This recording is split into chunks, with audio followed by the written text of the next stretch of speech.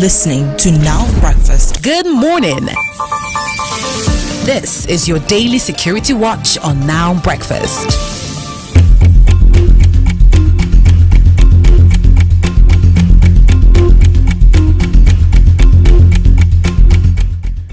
On Security Watch this morning, the United States of America has offered to help the military in reducing the incidences of accidental bombing. Paul Dean, an official of the U.S. Bureau of Arms Control, Deterrence and Stability, says his agency would help in deploying artificial intelligence to help improve the military's capabilities.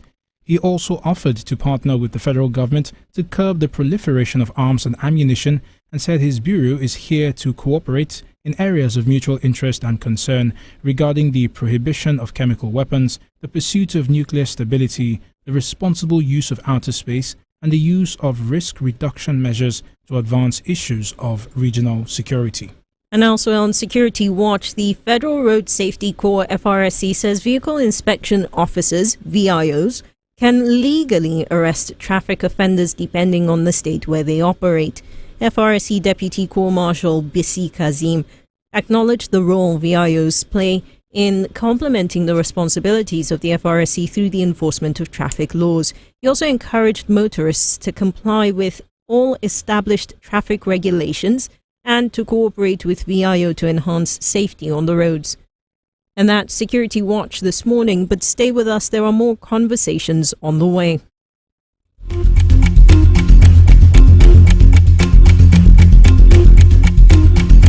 Good morning. This is your daily security watch on Now Breakfast. Stay tuned to your Beyond the News station daily for our up-to-the-minute compact news bulletins from 6 a.m. to 2 p.m., 4 p.m. and 6 p.m., bringing you a wide range of local and international news from our news desk. Stay informed, stay updated on Radio Now 95.3 FM. We are intentional about the stories we tell and the language we use in telling them. Intentional about the people we speak to and why we speak to them. Because here at Radio Now 95.3 FM, we aren't just telling any story. We are telling your story. And your story is all that matters.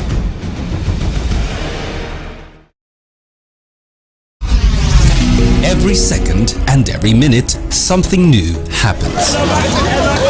The news breaks. People at the spot, and angry mob decided to bomb. Everyone wants to share it, but not everyone wants to dig deep. Now that's where we come in. We bring you the news and go beyond with in-depth conversations and analysis with stakeholders. I honestly think that the federal government on its own part has broken. If voters or more people want to be part of that decision-making process, they need to be part. PDP is not a good measure of development anyways. We are not there. We need to counter the narrative of the fact that their vote does not count. If their vote does not count. We bring you the story within the story, and that's what makes us tick. We are Radio Now 95.3 FM Lagos, and we go beyond the news.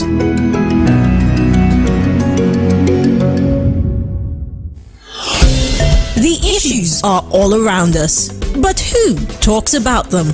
Law enforcement breaking the law, property owners ripping off tenants, political office holders taking the electorate for granted, or is it the plague of recurring bad policies made by the government? These are the issues. Let's talk about these and more at the Round Table. Stay locked on to Radio Now 95.3 FM every weekday as we discuss these hot topics around us on the Round Table on Now Express.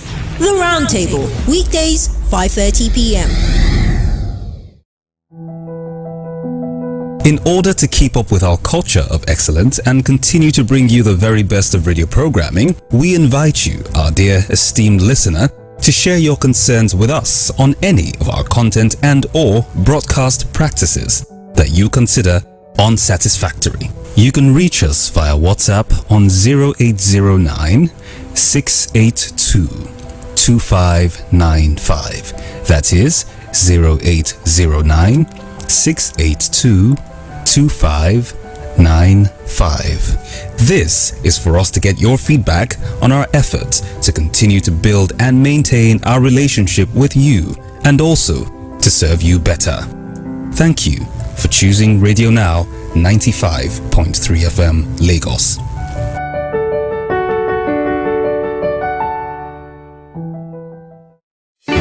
On Now Breakfast, we take you beyond the headlines, Bringing you the right conversations the right context, with in-depth analysis. speaking to the newsmakers across Nigeria, Africa, and the rest of the world. I've received reports of some people trying to introduce some commodities. If the interest of the political party, aligns with that of the members. Audio was my colleague in the State Assembly, contrary to our expectations. Join Stephen Imediegu and Nabila Usman every weekday from 5:30 a.m. to 10 a.m. Only on Radio Now 95.3 FM Lagos. This is Now Breakfast. From the north to the south, real people. So like I said to you, it's some serious elements of the outgone official of my party whose tenure elapsed, who are pleading with me to endorse an illegal extension, and I refuse to be a part of any illegalities. Real stories every morning. Most of the IDP, they stay in schools, and once they move in schools, when there is a disaster, the school in that area is automatically shut down. This is Today in the News on Now Breakfast. The National Judicial Council, the NJC, has recommended 11 justices for elevation to the Supreme Court. Their appointment is, of course, still subject to nomination of the President and confirmation by the Senate. Now, if all 11 justices are confirmed, it will raise the number of Supreme Court justices to the required 21. And this is something that many in the legal profession have been calling for over the last few years. Our guest this morning is a legal practitioner, Mani Ikpebe, and he joins us this morning to discuss what this means for the Supreme Court and Nigeria's justice system. Mr. Ikpebe, good morning. To jump right into it, we haven't had the full complement of Supreme Court justices in quite a few years. What are your reactions to this news that complement will finally be complete? Yeah, good morning. Thank you very much for having me. Like every other lawyer there in Nigeria, I'm excited that for the first time in a very, very long while, the full complement of justices on the Apex Court will be complete. That's 21 of them. We've not had them this complete for a very, very long time. And what this means is that there will be speedy dispensation of justice, because there are a lot of cases that are stalled at the Apex Court because you don't have the required justices to form a panel. So with this, I think we're looking at justice dispensation and speedy justice dispensation at that. So, Mr. Ikpebe, when this list first made it to the public domain, there was quite some controversy that came along with it. Discussions around which of the justices deserved to have been on the priority list, or which of them even deserved to be on the list altogether. With the whittling down to 11, do you expect that there will be any challenges with the Senate screening or the President's nomination in the first place? No, I don't think there is. First, there's this thing about, before the appointments were made, there was expression of interest from the bar. And as the Nigerian Bar Association now through it opened that senior lawyers will have to apply to be taken to the Apex Court. But that was discarded, and then the justices that were nominated now that are going for screening were promoted from the Court of Appeal, which has been the norm for a very, very long time. And so that they were promoted from the Court of Appeal, and they represented the federal character principle. So you have them being picked from the 6 geopolitical zones. The only thing that has been that lawyers have always questioned is that it is high time that cerebral barmen, senior lawyers, senior advocates of Nigeria who have reached themselves in their careers as legal practitioners should be elevated to the bench, that we should, to the apex bench, that we should discard this issue where everybody who goes to the bench, to the Supreme Court bench, has to be promoted from the Court of Appeal. Because we have the issues where we have the appointments of judges to the High Court benches from the bar. So you have lawyers who have distinguished themselves at the bar, who have stellar careers after 10 years, 15 years, been appointed to the High Court bench, and then they grow in that rank till the Supreme Court. So the question people have been asking, lawyers most especially, that why can't we do the same thing to the Supreme Court? It's done in other jurisdictions. It's been done in England, where you have Queen's Counsel, which is the equivalent of a senior advocate of Nigeria, being appointed and taken as master of roles and to the apex court. So that's the only thing that has been the issue, and I think the judiciary should look closely into that, so that the next appointment we would have senior lawyers moving them into the Supreme Court. What that does is that it brings a robust experience into it, and they're having practiced completely. They know what dispensation of justice is, and not slighting the judges moving. The justice is moving from the Court of Appeal anyway. But those coming from the bar will bring that kind of experience, where it is coming from outside and bringing them in, and then you have a balanced view of the justices. Right. Well, it doesn't seem to be an argument that factored into this latest decision.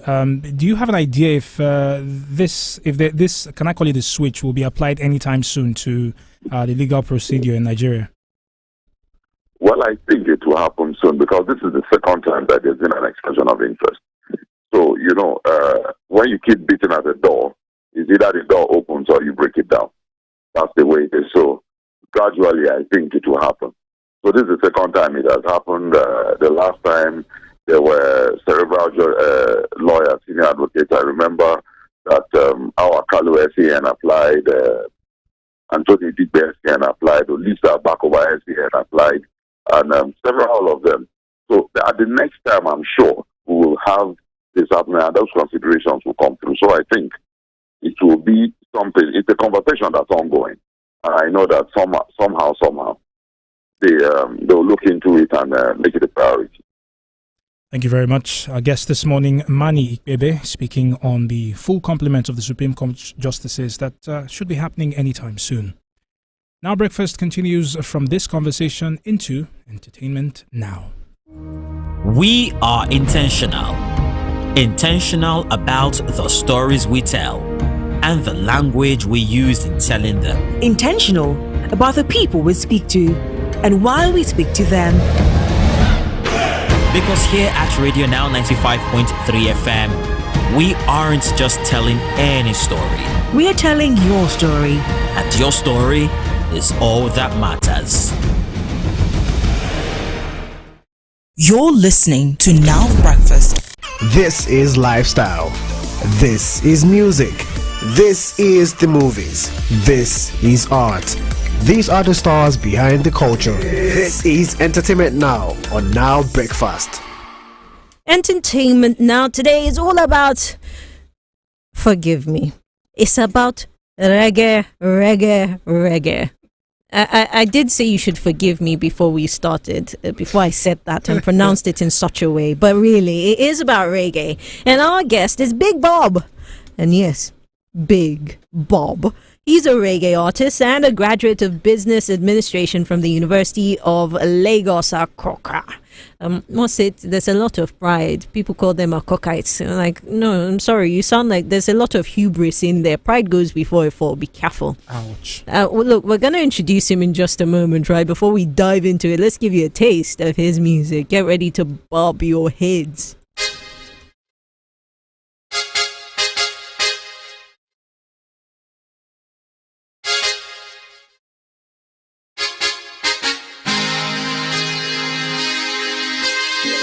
He that dwelleth in the secret place of the Most High shall abide under the shadow of the Almighty.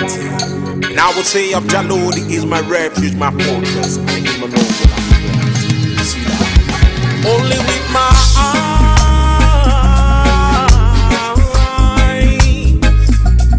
only with my eyes, only with my eyes.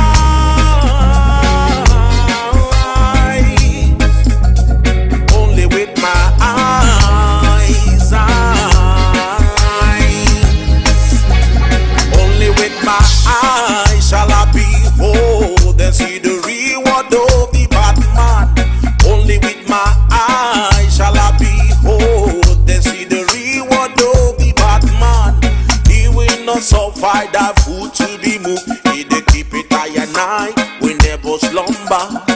I'm not afraid of the terror by night, nor destruction that come fly afternoon day. Jaja Lord guide me, lead me, keep me, cover me, protect me, bless me, take me all the way, guide me, lead me, keep me, cover me, protect me, bless me, take me all the way, guide me, lead me, protect me, yeah, yeah, all the way, as I travel along the way, all the way, God holds from vampires, God holds from blows, all the way, guide us, lead us, protect us, all the way, guide us, Lord, from making the wrong choice, guide us, Lord, from taking the wrong turn, 1,000 fall at the side, 10,000 at the right hand, but no evil shall befall us, no evil, no evil. Guide us, lead us, protect us, as we travel along the way, yeah, yeah. Only with my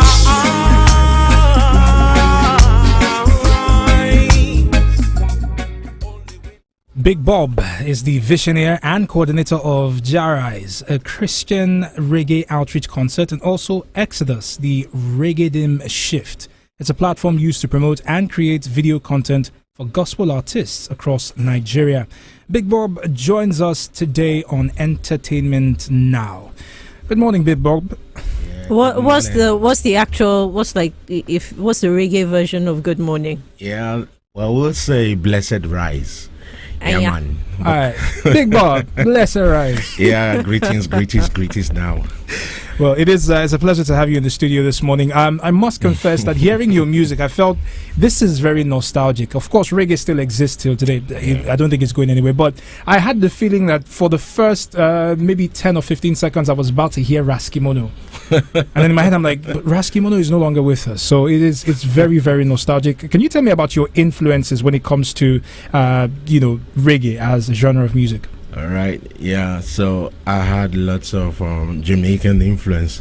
Here we got Sizzla Kalonji. Yeah. So you also have Papa San. Oh, yeah, Papa San. You got Papa San. Then you've got lots because Capleton, yeah, has a big influence on my reggae style. And you also talk of Peter Tosh, yeah, man, because at times people say you sound a lot like Peter Tosh. I say I will. Why? Yeah, right. So. I'm curious, what's it been like essentially sticking with this genre of music, especially in a time where what the world is even Nigerians, what we're really talking about is Afro pop, Afro fusion, all the Afro. So what's it like sticking with reggae? Okay, yeah, I see it more like a spiritual assignment for me. Yeah, so it's not really about maybe this is what's in vogue, but it's more about an assignment that I've been sent. Is like a mission for me. So I'm not really looking forward to, this is what's in vogue, so you have to bend and fit in. No. I believe that the Most High has created everybody to be unique and different. So just as you were listening to the song, you said you felt a little bit nostalgic about it, but it was able to pass the message across. You understand what I'm saying? So it's all about you and being yourself and being true to yourself. That's the way I see it. Right. Well, reggae has a reputation for pulling people together. One of the biggest, I would say, the biggest achievements for reggae was the ability of the late great Bob Marley to pull together opposing sides in a fight, even just after he got shot. So reggae is a very peaceful sound. I would call it that. Yeah. But as far as your music goes, it's not just reggae as a genre. It's also the fact that you're a Christian and your faith is the central theme of your music. Yeah. Do you find acceptance amongst Christians when you say, hey, I'm a reggae artist, Or is it I'm a reggae artist first, but I'm a Christian first? Which is it for you? Right. I'm a Christian first. You understand? Because that's the basis and that's the foundation. So reggae is just a vehicle for conveying the message. The major thing is my definition of me after I gave my life to Jesus. So everything about the former me is dead. So I represent him on earth. And if he says use reggae as a vehicle to pass the message, I'm only a servant, I'm only a vessel he's using. Yeah. And do you perhaps see it as, is there any point where you see the religious aspect as a hindrance, if you like, to the music part of it? Because again, I go back to thinking of this generation, right? You definitely want younger people to take on the message of reggae, feel the spirit, essentially speak the way that you speak as well. When they see me in the morning, they'd be like, Jarais. So do you ever see that as an impediment? Well, actually, no. The reason why I say that is because reggae itself marries so many styles of other music. You understand? So we've got fusions. Like I'm working on some other new tracks that will be coming out by beginning of next year, and they are fusions. So it's still on the reggae because you have even Afro fusion of reggae. When you look at people like Magic Fashek, he did fusions. When you look at Pato Ranky, that's for this generation. He's done fusions. When you look at Shatta Wale and Stonebwoy in Ghana and them alike, they do fusions, but they still regard them as reggae dancehall artists. You understand what I'm saying? Right. So, and it all matters on the mood that I'm in. That determines the song that I bring out. So when it comes to conveying the message to the youth, you don't have to totally deviate from your style of music, but you can welcome some other styles to create a fusion. That's why one needs to be more creative in that approach. So I believe when you hear some of my other tracks, I think that will pass the message across. You understand? Speaking of your other tracks, we're going to get the opportunity, I think all of Lagos is to hear you this Sunday live at Exodus, the Reggae Shift. Can you talk to us about the show that's coming up this weekend? Yeah, Exodus Reggae Shift, that's one of my events that I do aside Jarais. So Exodus basically is a platform I give to all gospel artists, known and unknown. So I noticed that as an artist we need content. You understand? Because if a church wants to invite you, corporate organization, well, they say, who is Big Bob? Okay, let's see his works, content. And at times you notice that maybe for some gospel artists, maybe because of their style, gospel rappers and other style of music, they may maybe have invites to churches, because churches would be like, no, we don't really want rap, or we don't want reggae, or we don't want this. And because of that, they don't have much content. So who's going to give them that platform to be able to have more content? That's where Exodus comes in. So we say we are the ladder for every gospel artist to come climb. Yeah, man.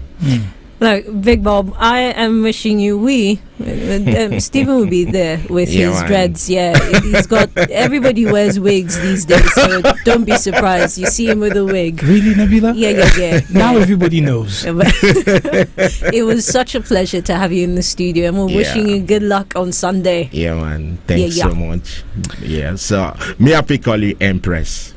Yeah, man. Empress, signing out. Now breakfast. All the bad bellies. This is the problem. But look, Big Bob, again, it really has been a pleasure. And we're leaving you again with the taste, baby, the taste of Oniwe Myers. He will not suffer that food to be moved. He dey keep it high and high. We never slumber. I'm not afraid of the terror by night, nor destruction that come fly afternoon day. Jaja Lord guide me, lead me, keep me, cover me, protect me, bless me, take me all the way. Guide me, lead me, keep me, cover me, protect me, bless me, take me all the way. Guide me, lead me, protect me, all the way.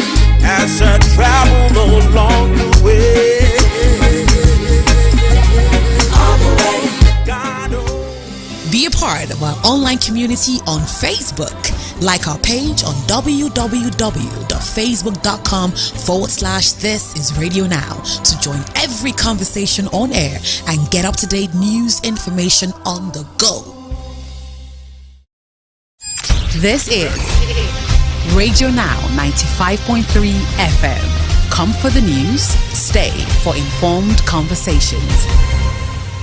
The Financial Services Regulation Coordinating Committee, FSRCC, in collaboration with the National Broadcasting Commission, NBC, wishes to draw the attention of the public to the activities of illegal financial operators, IFOs, which threaten public trust and the stability of the Nigerian financial system. The general public is hereby advised to refrain from dealing with unlicensed financial operators who deceive individuals with unrealistically high investment returns. Verify the licensing status of such schemes on this website: www.cbn.gov.ng, www.nicom.gov.ng, www.pencom.gov.ng, www.sec.gov.ng. To report any suspicions of illicit financial activities, call 0700 225 5226, 0800 225 5226, or +234 817 665 6273. Announcer, FSRCC. The issues are all around us, but who talks about them? Law enforcement breaking the law, property owners ripping off tenants, political office holders taking the electorate for granted, or is it the plague of recurring bad policies made by the government? These are the issues. Let's talk about these and more at the Round Table. Stay locked on to Radio Now 95.3 FM every weekday as we discuss these hot topics around us on the Round Table on Now Express. The Round Table, weekdays 5:30 p.m. Out with the old, in with the new. If I broke, now my business.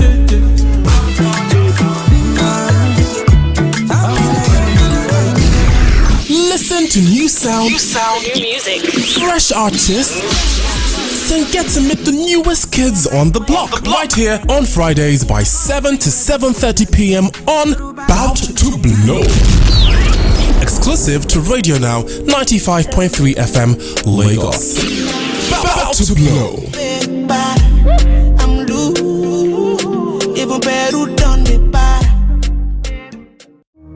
We are intentional about the stories we tell and the language we use in telling them. Intentional about the people we speak to and why we speak to them. Because here at Radio Now 95.3 FM, we aren't just telling any story. We are telling your story. And your story is all that matters. Connect with us now via our social media channels. Facebook.com/RadioNow953FM. We're on Twitter too. Connect with us there and get involved. At Radio Now 953FM. 953FM. Like what we do? Share it on your socials and tell everyone. Want to see some more of us? Head over and meet us on Instagram at Radio Now 953FM. Get in touch. We'd love to hear from you.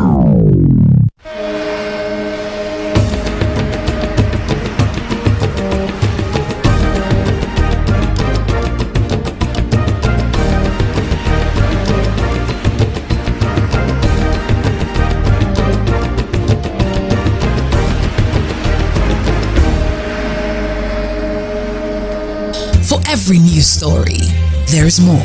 So we can write the best security architecture plan, but it remains an essay until it becomes manifest on ground. More detail. Every time you are doing reform, even when we were doing it 2006, 2007, the question is also that it's not the right time. When will be the right time? More than just the headline. This is News Extra on Radio Now 95.3 FM. December 9th every year marks the International Anti-Corruption Day. On this day, member states of the United Nations raise awareness of the threat that corruption poses and of the role that the United Nations Convention Against Corruption plays in combating and preventing it. This year's theme is Uniting the World Against Corruption for Development, Peace and Security. It seeks to highlight the crucial link between anti-corruption and peace, security and development.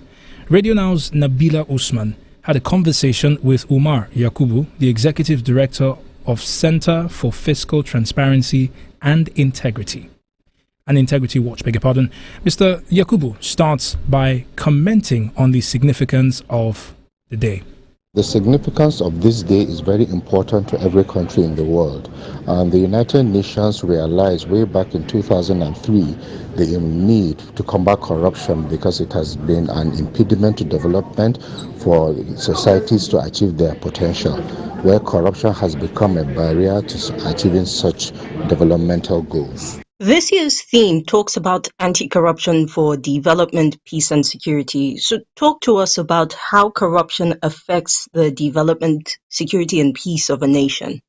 Yes, if you are aware, the United Nations set up the Millennium Development Goals, and now we have the Sustainable Development Goals.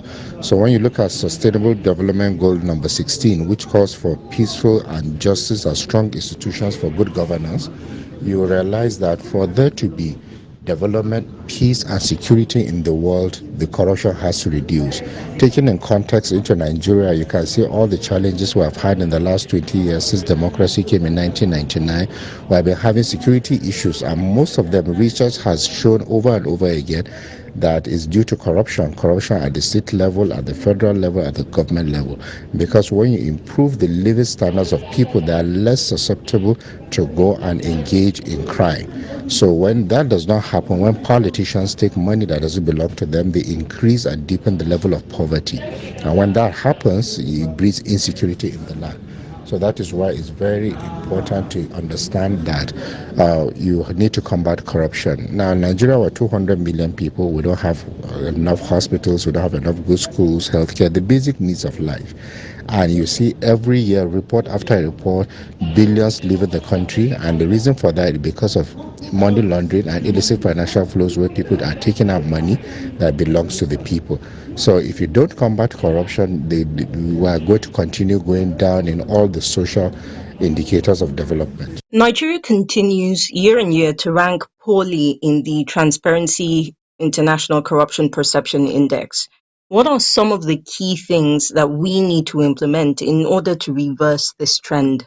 Yeah, I have a problem with the Transparency International Index in the sense that it looks at perception, and when you use perception as a tool, the outcome might not be correct. So there are different parameters for measurement of corruption, which you can check, but I don't subscribe to the perception. Now, I'm not saying that Nigeria does not have issues with corruption. That's not what I'm saying.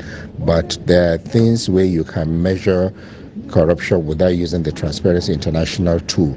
If you look at it, if you look at the parameters of that tool, there are about 13 indicators, and out of the 13, over 11 are external. So when you're asking questions or taking data from external sources, though it's supposed to be for global application, but when you're looking at it, it will affect largely African countries, because there are issues of democracy, issues of development, issues of strong institutions which we are just starting and we're just building, so it might not be at the same level. That is why we're always not doing so well.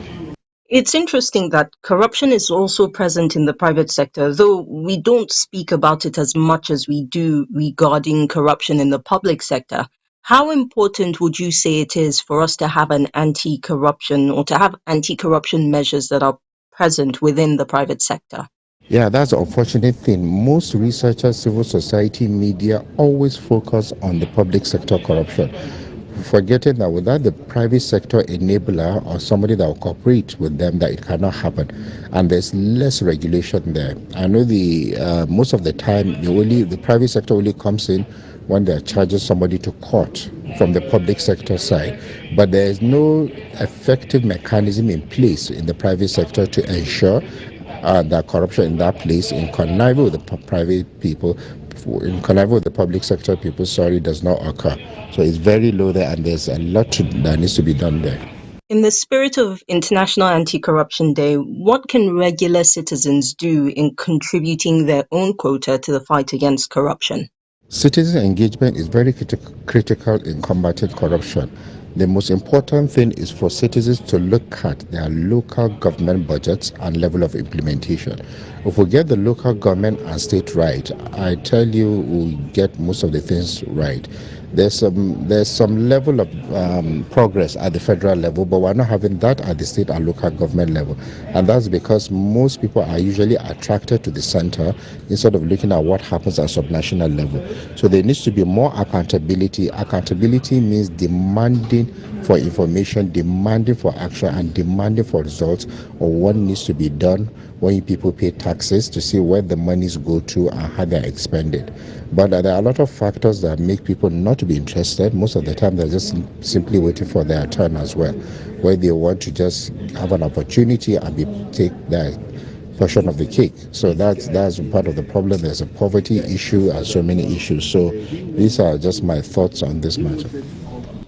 That was Umar Yakubu, Executive Director of Center for Fiscal Transparency and Integrity Watch, speaking to us on the International Anti-Corruption Day. That's News Extra here on Radio Now 95.3 FM. Up next is the News Review. Every second and every minute, something new happens. The news brings. People at a spot and angry mobs decided to bomb. Everyone wants to share it, but not everyone wants to dig deep.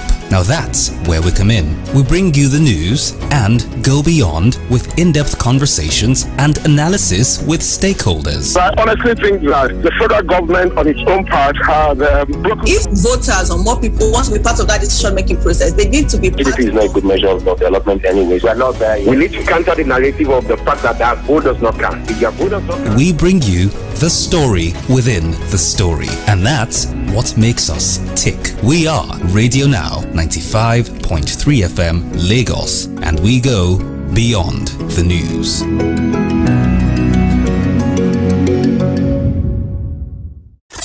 This is Radio Now 95.3 FM. Come for the news, stay for informed conversations.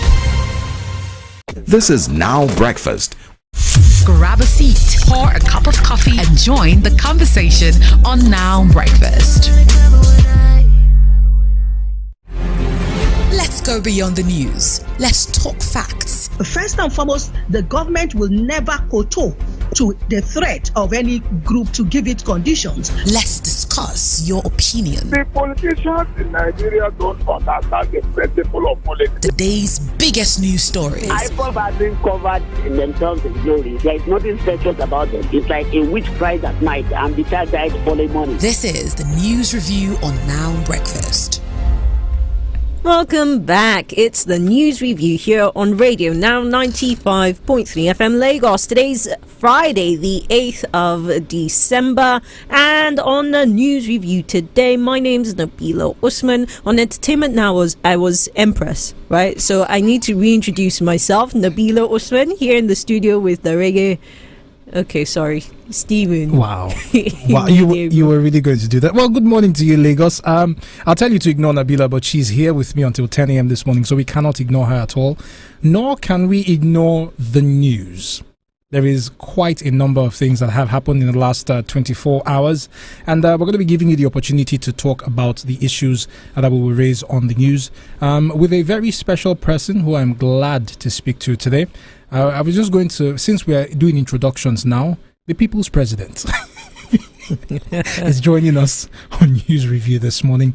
And Nabila is going to say her name properly because it will be wrong for me to offend the People's President at the first time I'm meeting her. I remember I was given a lesson on this, Sumbo Oladipo. Yeah, that makes me proud. But look, Sumbo will be joining us in a bit, right? In a few minutes on the news review. But we do have a few things to unpack. Conversations that started earlier in the day, which we're carrying over to now.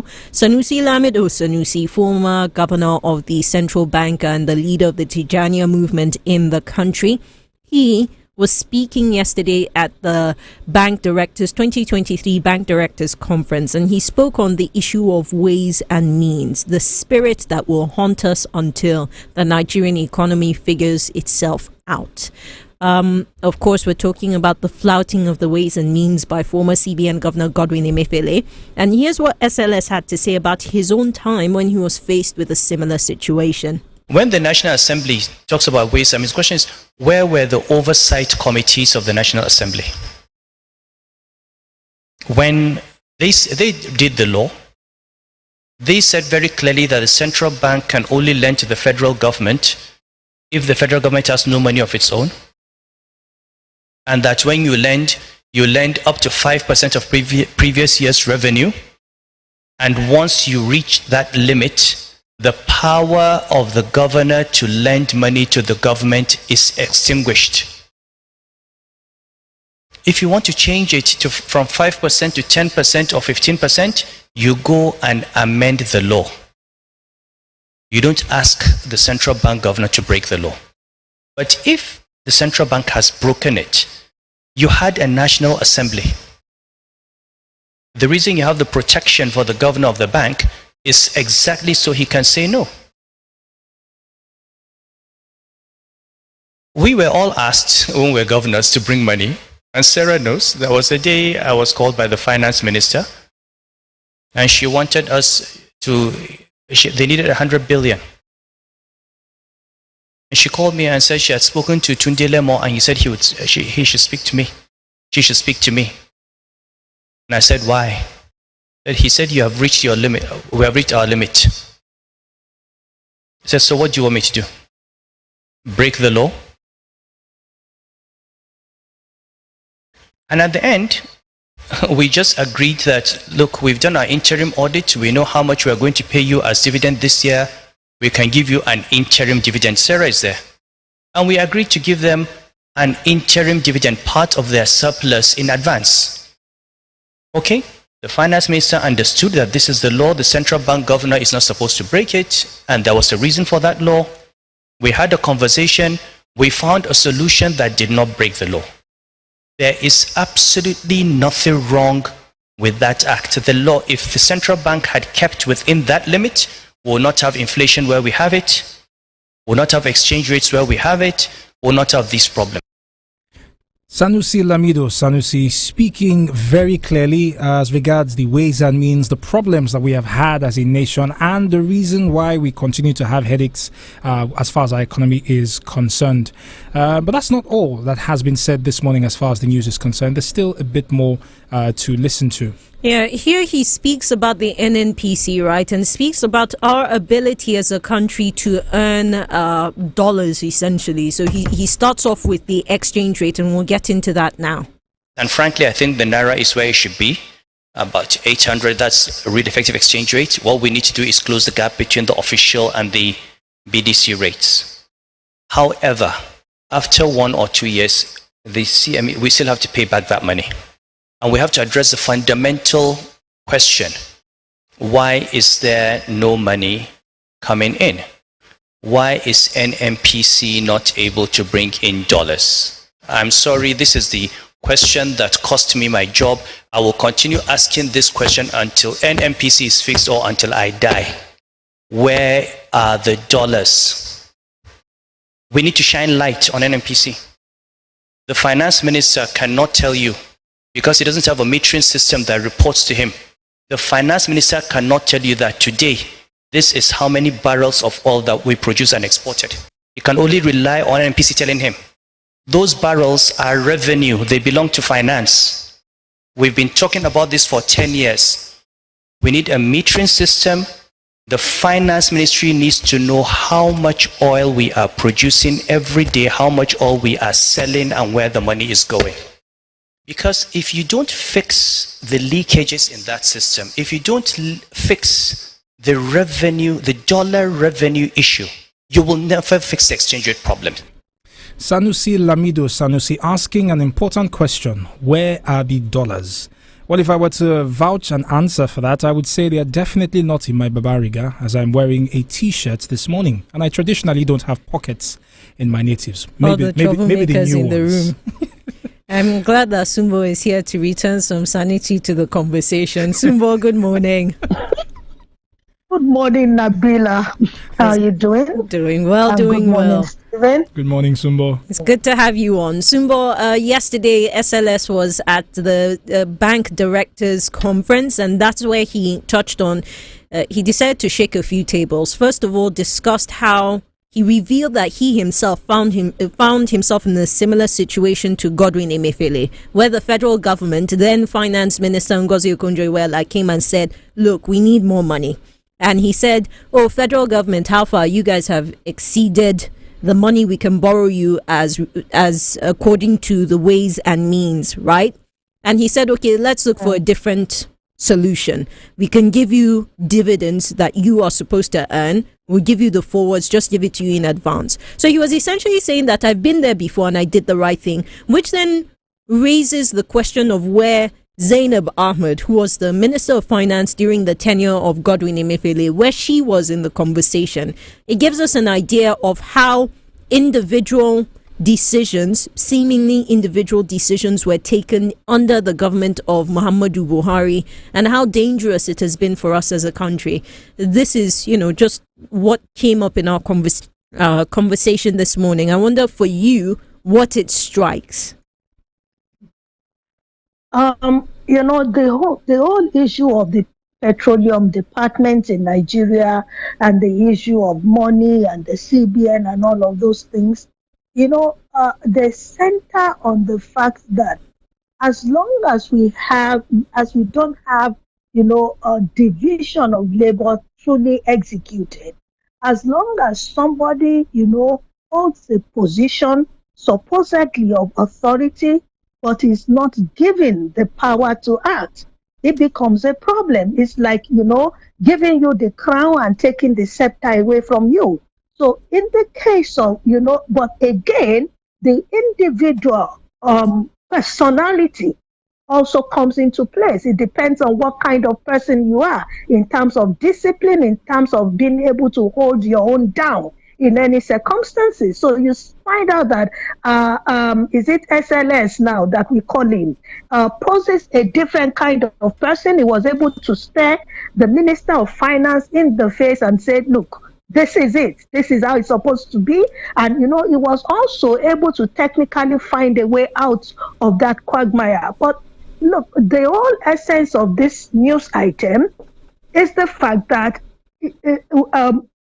under different persons, it's been a different kind of case. For instance, the issue basically that he was also trying to touch on is the fact that, look, when you have the presidency, the seat of the president and the position of the Minister of Petroleum being domiciled in one man, then you have a problem. How do you separate the powers? How do you, it's one thing to be able to stare the Minister of Finance in the face because it would appear that, they are colleagues, so to speak. But when you get to the issue of the president, it's a veto power here in Nigeria. It does what it likes. So when so much power resides in one man, it's a dangerous pattern for any nation. And that's the problem that has bedeviled Nigeria. You have people who have sat in some seats and they have abrogated all powers to themselves. And once that happens, what do you do? Nothing. Not what do you do really, but what do you get? You get the negatives of any and every situation. So that, for me, is the problem that we have in that direction. Well, you're right. It definitely is a problem. But as Sanusi Lamido has pointed out, he took a stand and then showed the way. Zainab, beg your pardon, Nabila rightly asked, where was the Minister of Finance while President Muhammadu Buhari was in office and there was a need for more money? Is it that our economy had deteriorated to the point where we couldn't find another way other than printing money? That's the first half of the question. The second half is, if we're saying that responsibility has to be taken for where we find ourselves as a nation, is Godwin Emefiele the only name that we should be speaking of in terms of how badly we're falling off the wagon? I don't think so, Stephen. To the very first part of the question, where was the Minister of Finance under Buhari? Nowhere to be found. the Buhari government is a government that kind of, depicted people or persons in position that really didn't have a voice. And if they did, they didn't use it. That was on the one hand. Okay. And on the other hand, too, there were people, look, Nigerians are used to kowtowing to leadership.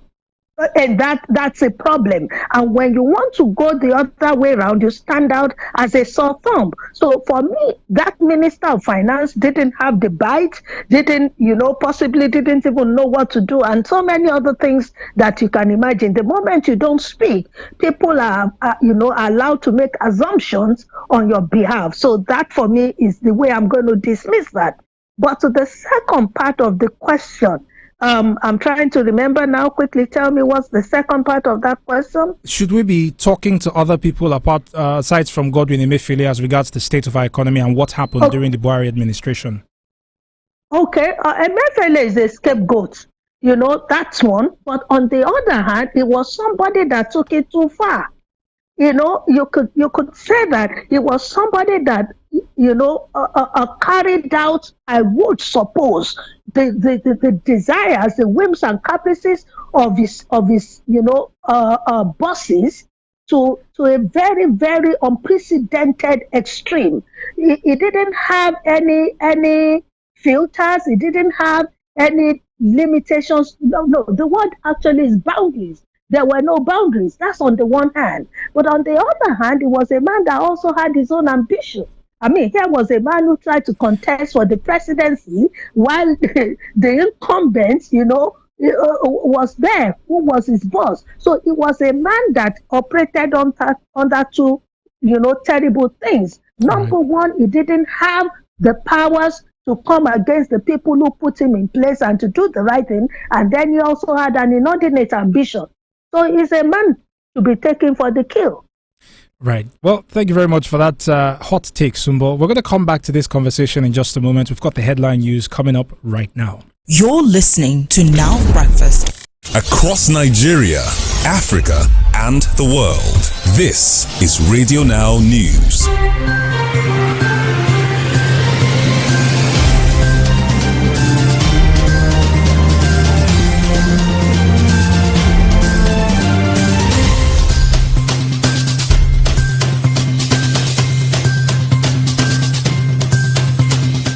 In the headlines this morning, first in local news, Lagos trains 376 councillors in discharging legislative duties. Adebutu, others absent as federal government begins prosecution on vote buying money laundering. Reps panel grills EFCC prison officials over attempt to abduct Emefiele. Army restates call for removal from envelope system of funding.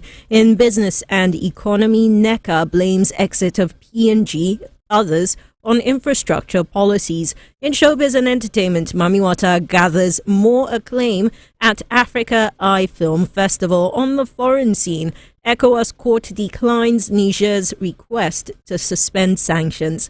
And in sports, Osimhen, Oshoala, Nadozie, Abiodun make final shortlist for CAF 2023 awards. Those are your 8 a.m. headlines here on Radio Now 95.3 FM Lagos. I am Nabila Osman. Thank you for listening. The news review continues shortly. Do stay tuned. This is Radio Now News. This is Radio Now 95.3 FM. Come for the news, stay for informed conversations. This is Now Breakfast. Grab a seat, pour a cup of coffee, and join the conversation on Now Breakfast.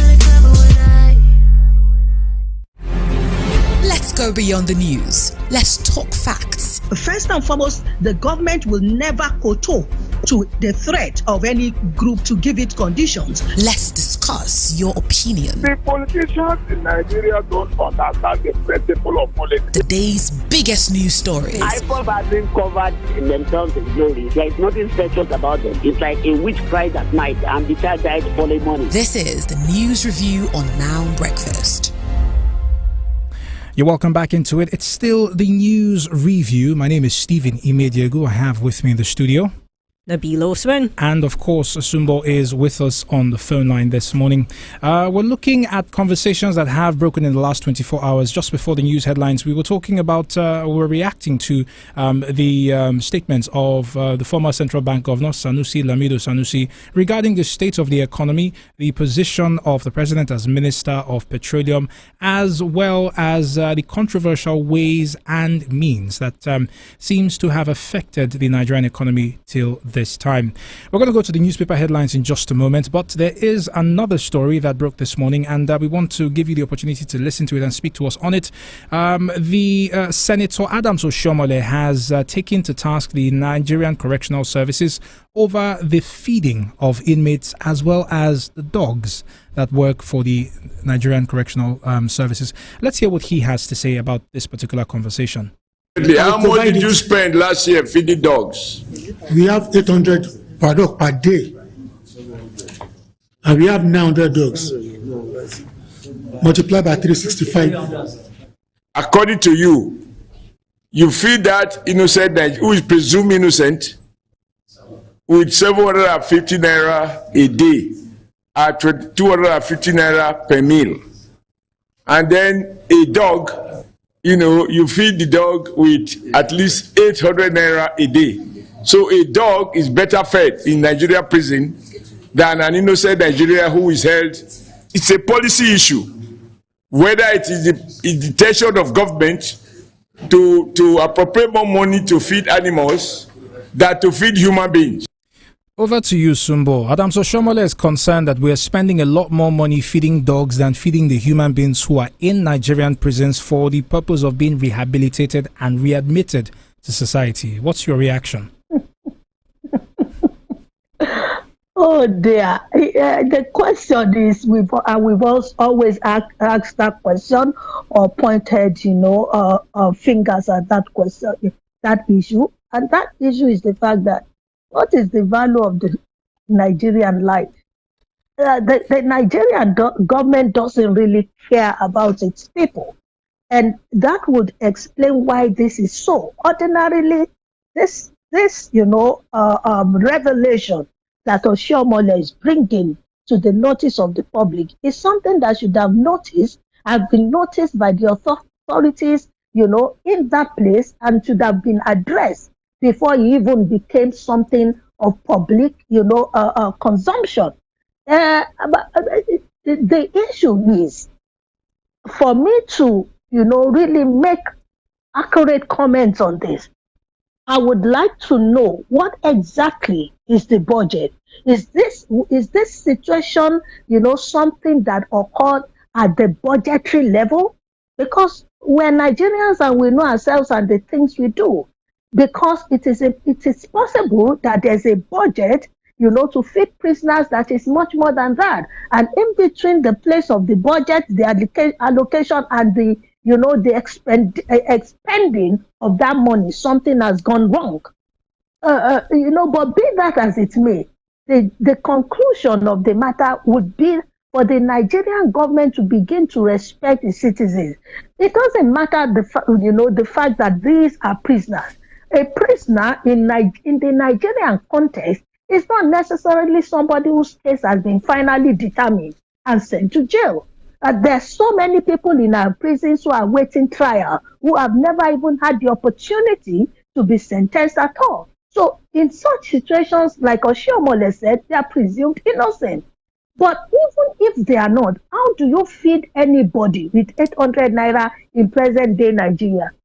I mean, is it very different from the breakdown of how much they used to feed one child in the homegrown school feeding program? It was 100 naira a day. Don't even go there.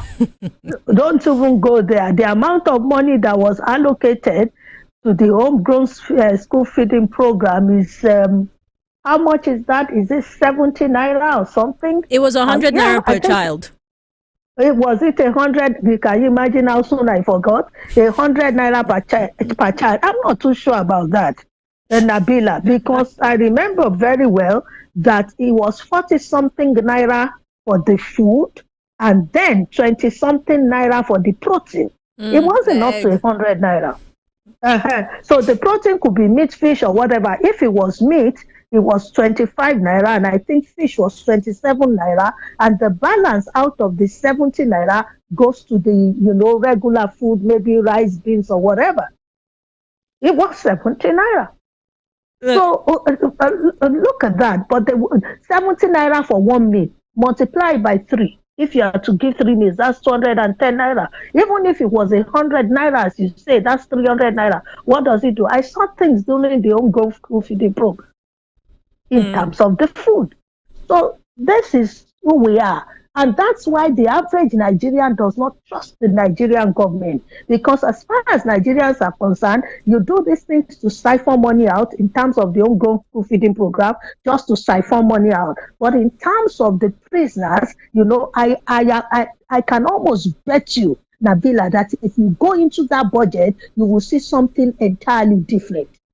I mean, well, one of the things that perhaps should be encouraging is the fact that Senator Oshomola even raised this means that at the very least the committee is probing the matter, and perhaps there will be a review once the final budget is published. But Sumbo, I want to shift from this conversation for a moment. The front page of The Guardian speaks to a cultural practice that continues to be an issue. There's a kicker on top of the headline. The kicker reads, female genital mutilation. So the main story, the headline is, government dithers as painful initiation to womanhood flourishes. And I want to give you some of the statistics that they have here.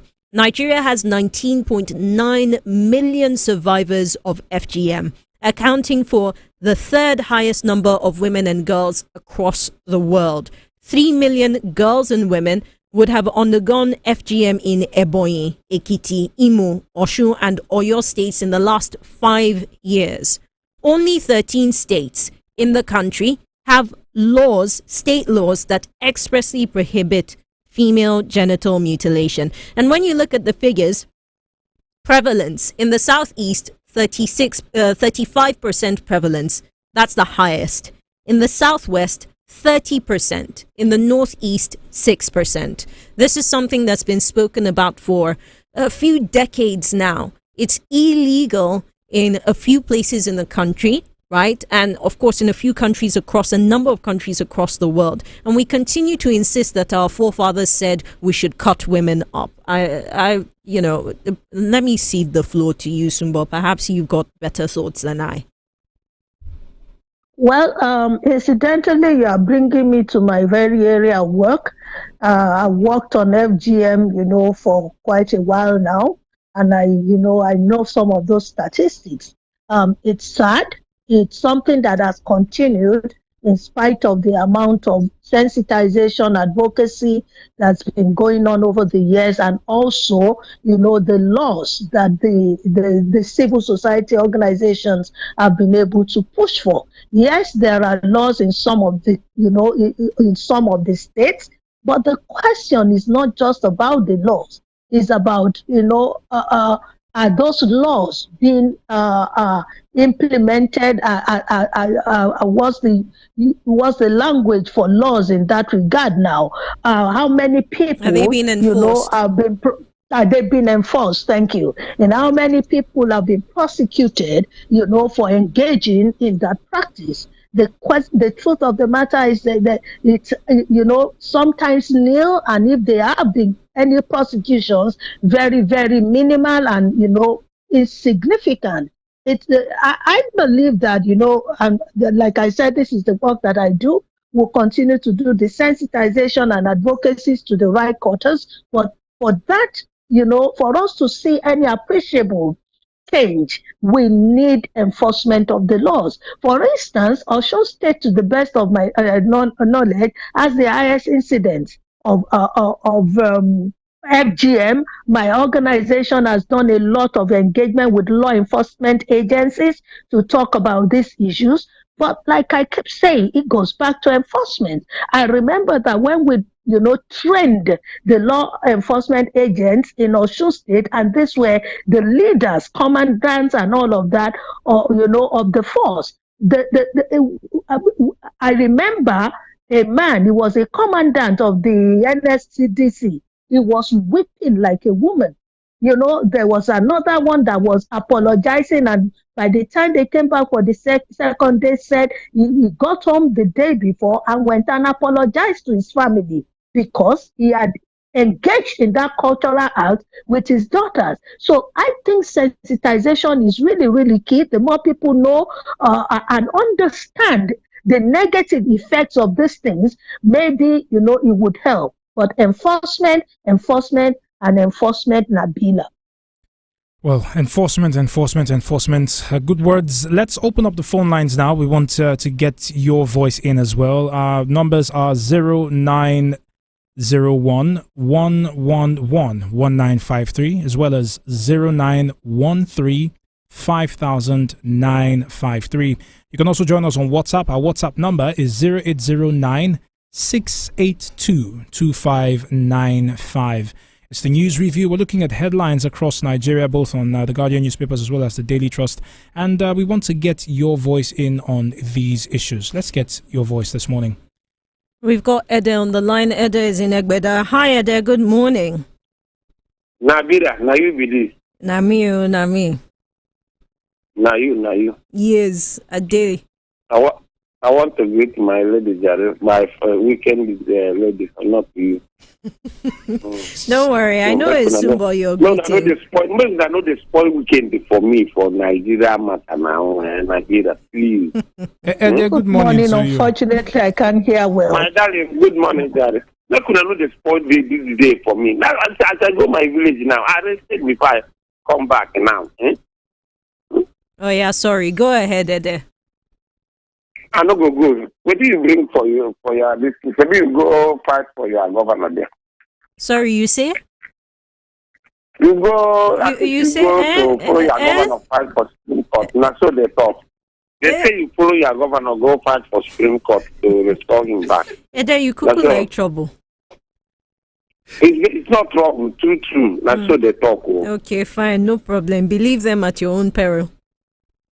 Okay, bye. And make my day for me and for Nigeria matter. Leave this thing. When we come to the end of the road, we will look for solution. And there's some of us who have one or two things upstairs. We tell you the solution. We are not looking for solution now. You understand? I told you that we are traveling on a 6-lane highway. Mm-hmm. Before and we're down to 4.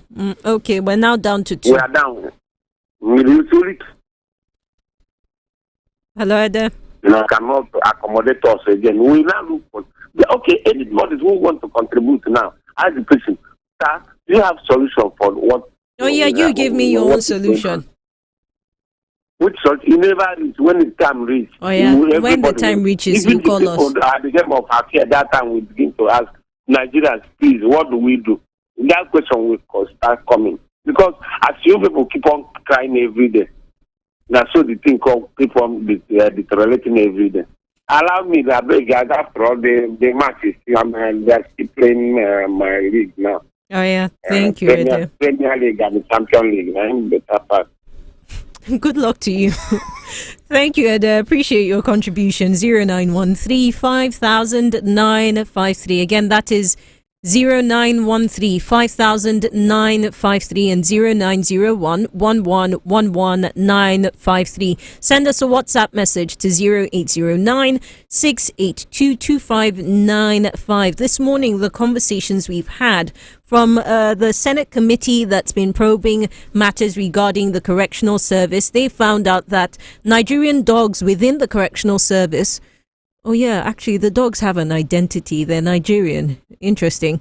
They are fed with more. They've got more feeding allocation than the prisoners, the people who are held within our custody.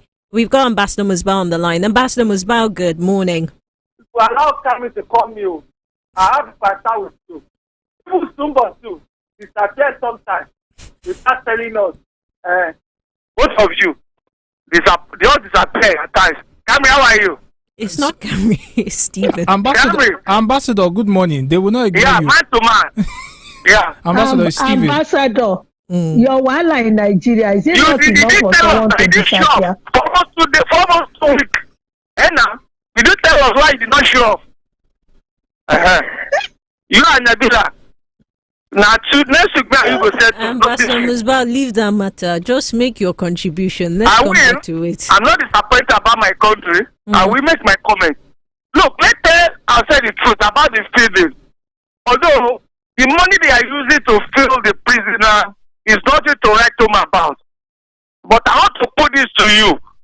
If you have a dog, you concentrate more on your dog. Like one of my uncle did. Ambassador Musbah, wait. I need us to have a correction. My co-host is not Camry. His name is Stephen. Please don't mind me, Jare. Thank you. Why do you borrow Camry voice? Sorry. Oh yeah, go ahead. Pardon me, Jare. Like one of my uncle. I'm on national radio. The money my uncle used to fill his dog. The way he used to fill it. Even more than what we used to eat in 3 days. So are you saying that is what is going on? That's what is going on in Nigeria. How do you use 800 to feed a dog? It's a lie. They are using more than that. Honestly, look, my house also are feeding dogs. They are using a lot of money to feed their dogs. The question isn't so much about the dogs, it's about the people. Care.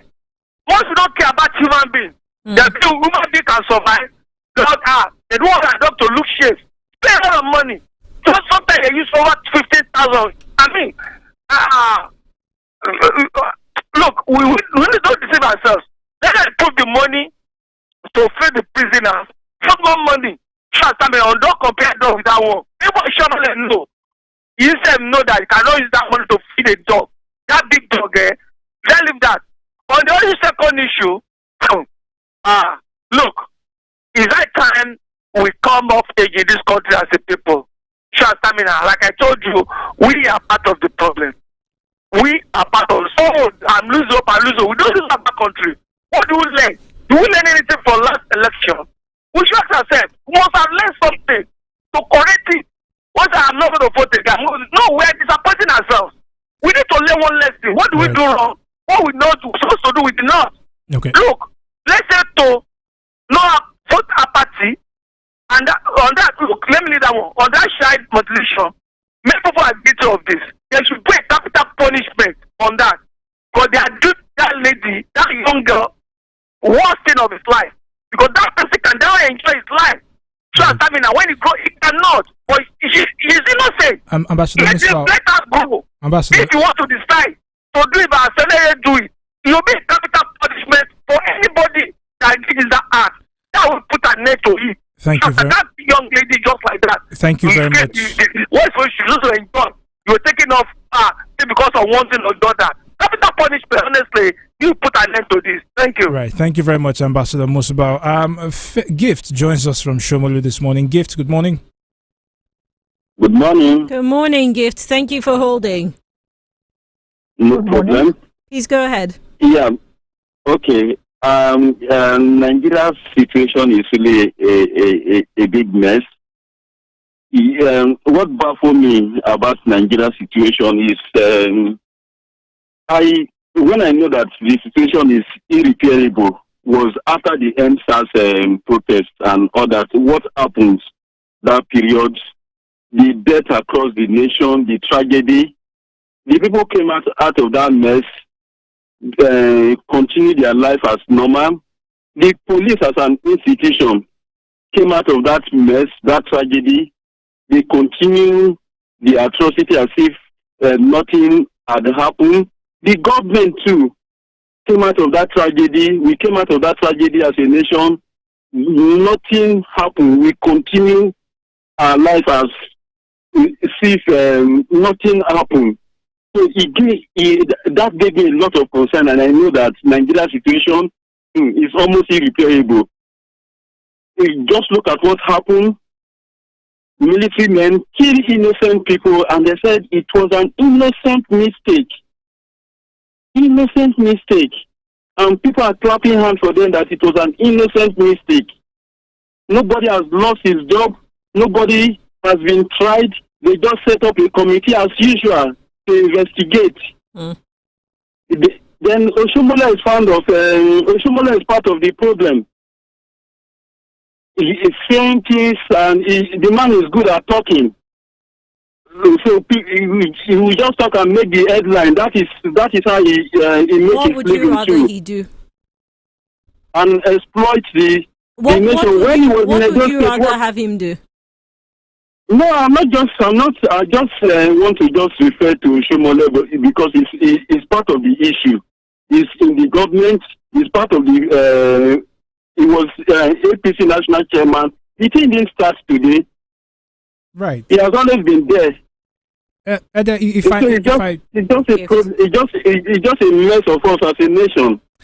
Gift, I apologize for interrupting you, but you realize that it is his current capacity that allows him to look at this particular situation and say, and ask the questions that he's asking. All the other times, he was handling different other things. So what should he do different apart from speaking on it right now? Oshomole does not have any moral right to speak on anything because he has always been part of the problem. That is just what I'm trying to point out. He has always been part of the problem. He doesn't have any moral right to speak on anything. I mean, it's difficult to argue with that point. I do hear you, but perhaps he's not speaking from a point of morality. So I don't know the point he's speaking from. Okay. So it's a tragic situation we find ourselves in the country. So that is just what I'm trying to point out. I don't know. No, I hear you. I understand. Thank you. We do appreciate your contribution this morning. Gift says that Senator Shomole has no moral standing or right to raise these issues. By the way, just a quick pulling up of the appropriation bill shows that the Nigerian Correctional Service has 120 billion naira allotted to it, right, in the bill right now. So that's what is being probed. 75 billion is for personnel. 30 billion is overhead and 13 billion is capital. It's for capital projects. That's the breakdown of their funding. So somewhere in there, there's 800 naira for each dog, 900 of them every day for the whole of 2024, while the inmates have 750 naira per day. 250 naira per meal. And it's a square meal, by the way. Well, It gives a bit of a headache, but if we were to keep looking at the papers, there are a couple of other headlines that will be catching our attention this morning, and we want to get your voice on them. The end of the year is here, and the Guardian newspapers carries this one. One-way local flight hits 200,000 naira ahead of festive travels.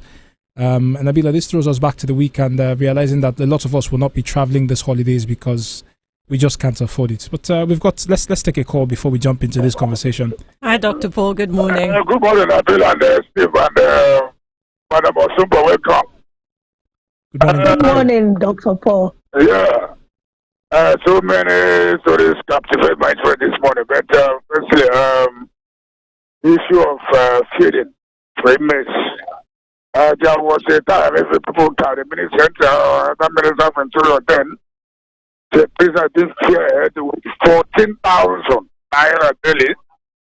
I don't know whether Anabella you recall that. We saw many Nigerians, let me go to prison. That was the time. What was the man's name? Minister Ada Abdurrahman Dambazo. Yes. So, in a country where you don't have that outfit, then you just come up with any figure. And at the end, the issue that go to prison, even the food they're claiming they're giving them 250. They're not up to 100 naira. Yes. So you give them what they call prescribed food. Small garri, one plate, and one small thing. All these things. So they see it by yourself. So in a country where you do anything, no accountability, whatever you like to do as a minister and so on. So I think that's the area of going down. You see the quick response for what happened in Kaduna by all of them are going there. VP was there yesterday. Would you describe it as quick? You say what? Are you sure you would describe it as a quick response? Well, the area I'm going is that all the promises, the way he went there, President talking tough, many people will be punished. I saw ACF Secretary, somebody Mohammed, Some of them are now taking it to tribal issue that yes, very unnecessary thing. Major Tarokuru to be relieved of his duty, this and that. So many things. But Nabila, what happened in Southeast and so on, without talking like that, nobody. All the killing there, will let's hear the talking that the QSC, 32, this is the way they should be sacked. Not everything you trivialize it. I don't like that. Mm-hmm. The army have admitted that why Nigerians are not happy. This has been happening many times, not first, not second. Will you call it a mistake? So this is the issue. Security issue is not something that can be handled the way we see it. When this man was there, he told you after collecting all the money, he told the whole world that insurgents in the north is not something that can be, reduced to parents minimum 20 years. And we asked you, we are there, didn't tell us. We already allowed you there for 8 years, and now you have been, glorified or appointed as the ambassador, telling us. So the SCF, how are they going to organize themselves? In all these states, Zamfara, Sokoto, Meduguri, how will they come and say this thing should stop? Even if we buy 1 million to candles, will they reduce it? So these are the issues. Will they come together and say, how are we going to end this? Not all this propaganda, this and that. We have 300 in terrorists in Meduguri. We have this 1 million has surrendered. It will not end it. He needs synergy from these 5 states. How are they going to end this? Because I have been advocating more than 20 years now for state police. People say governors will manage blah, blah, blah. To indigenous, they will understand the terrain. But all these insecurity after things will reduce. But that one now is trashed. We depend on one police, one army. We need this one people solve. Every suggestion, but they don't take it. We want the status quo to continue. It's very, very bad. Look at the people that died and their promise. If this one will bring the development in that to do with all these promises, but I don't want such development to be this type one and that. I think it's a welcome development by me. I don't support government when they do something. Quite laudable, I support them. But like President Nabila asked. Yes, they are there. I am not admitted to provide them with all of them. This is what they will do. Dr. Paul, I promise that this will not happen again. That's a point blank of it. Let it not happen again. That's my stand this morning. We will have a pleasant weekend. Thank you very much, Dr. You Paul. as well. Just a quick look at the Guardian newspapers again. There's a very, you could call it a sad headline, but it's not something that's strange to the newspapers. 10 Lafia varsity students kidnapped by gunmen. Insecurity and security has been a conversation that's featured very heavily across the last few days. The US is talking about assisting Nigeria in fighting insecurity as well. But this latest headline raises the question of what we are doing now to handle our security challenges before we seek the help of external forces. Sumbo, I don't know if you have any thoughts for us regarding this.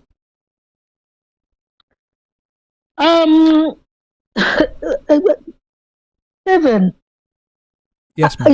you lost me there. You lost me there. I didn't quite get, that news item right. Could you please just, quickly go over it a moment? The Guardian newspapers is carrying the headline 10 Lafia varsity students kidnapped by gunmen. Okay. Right. So I'm a little curious Okay. if you have any thoughts regarding what you think we should be doing at the moment to sort out our security challenges before we start to receive help from countries such as the United States to solve insecurity. Stephen, we've talked about security over and over in this country, and some facts are clear. First and foremost is the fact that there's a lot of insincerity even on the part of, government and security agencies. There's a lot of technical challenges. and so many other things. Take, for instance, this particular school of technology. I'm not sure this is the first time that, they've had students kidnapped. And it looks like the kidnappers just have a field day. They go in and come out as they like. And, there's a way by which in Nigeria a problem comes up, we make noise about it, and after a while, we just settle into it as norm. And I think for us in Nigeria, that's what has happened. We have settled into the issue of kidnappings as a norm. It really doesn't stir us up anymore. So if you ask me, what should we be doing? We should be doing what any reasonable security, nation should be doing about its security. The question is, do we have the technical expertise? Do we have the necessary equipment? Do we have the personnel? Do we have the sincerity of heart and purpose? And so many other questions. And it's because of these gaps that you have other nations of the world coming to tell you they want to help you. And we all know, the challenges that also come with those kind of help. So if you ask me, just as you have, there's nothing new to add to the things that several people have been speaking about concerning the security situation in Nigeria. Let Nigeria get its act together. That's all. So we can sneak in one more phone call, right, before we end the news review. 0913 5000 953. Again, 0913 5000 953. And 0901 1111953. If you cannot get us on the phone lines, I advise our WhatsApp, but it's got to come in on time. 0809 682 2595. And if you do get patched through, I'll ask you to keep your contribution within a minute. We've got Samuel on the line. Samuel is in Ikeja. Good morning and welcome, Samuel. Good morning. Please go ahead. Yes, I want to say something concerning the topic you guys are discussing this morning. You've got the floor. It is unfortunate that we are discussing all the issue concerning insecurity in this country. You see, until the leadership in this country take it as their own responsibility by putting out some security measures in our institution. You understand? If they did not do that, there is no way this issue will go away, because we allow this thing to go on every time. You understand? If that incident that we just read now happened, that is my state. You understand? In Lafia, in the state capital, and something like this happened. So we should ask ourselves, what is going on? You understand? You go to all these schools, a university, and the security level there. I don't know how we manage security issue in this country. How can we allow this kind of thing to happen like that? They say prevention is better than cure. When you did not prevent an incident from not happening, it will happen definitely, because you fail to do the right thing. You understand? What is the security plan in those in our institutions? You go to even some school, they don't even have fence, nothing. Everywhere is just open, no security, nothing. When incident happen, before people start shouting, and the government will start saying that the budget, whether they pay ransom or not pay ransom, and that is how and it's controlled like that. It's painful. Painful. Thank you, Samuel, and I do hear you. This continues to be, I don't know, the word isn't a perennial issue. It's become so rife that there are questions on what schools in themselves are doing around security. We're not discussing government now or the police or whatever the case may be. The schools in and of themselves, what measures have they taken? And some would have done so. It makes me draw parallels with our situation and the American situation, where they have public shootings, especially at schools, and they started teaching teachers how to all the defense measures that they can take in the event of a school shooting. But look, as we wind down the news review this morning, other headlines that should certainly be of importance to you. Front page of Daily Trust, page 19. Excitement as $20 billion Dangote refinery receives crude oil. Also, at the bottom of the page, on page 23, Shiroro Hydroelectric Power Dam under threat by bandits, says the general manager. Sumbo. On page 10, PDP backtracks from coalition with NNPP, SDP, others. So these are just some of the other things on the front pages of the daily. Sumbo, as we wind down, perhaps you want to pass a comment on any of them that may have that stood out for you. Well, everything actually stands out. Dangote refinery, well, for me, it's a question of let's wait and see. We've had several promises in times past, so I take that with a pinch of salt.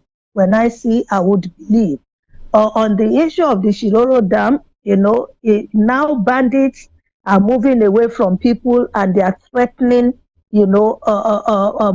very important installations like that. So what happens if they are able to get at it? The whole nation goes into darkness.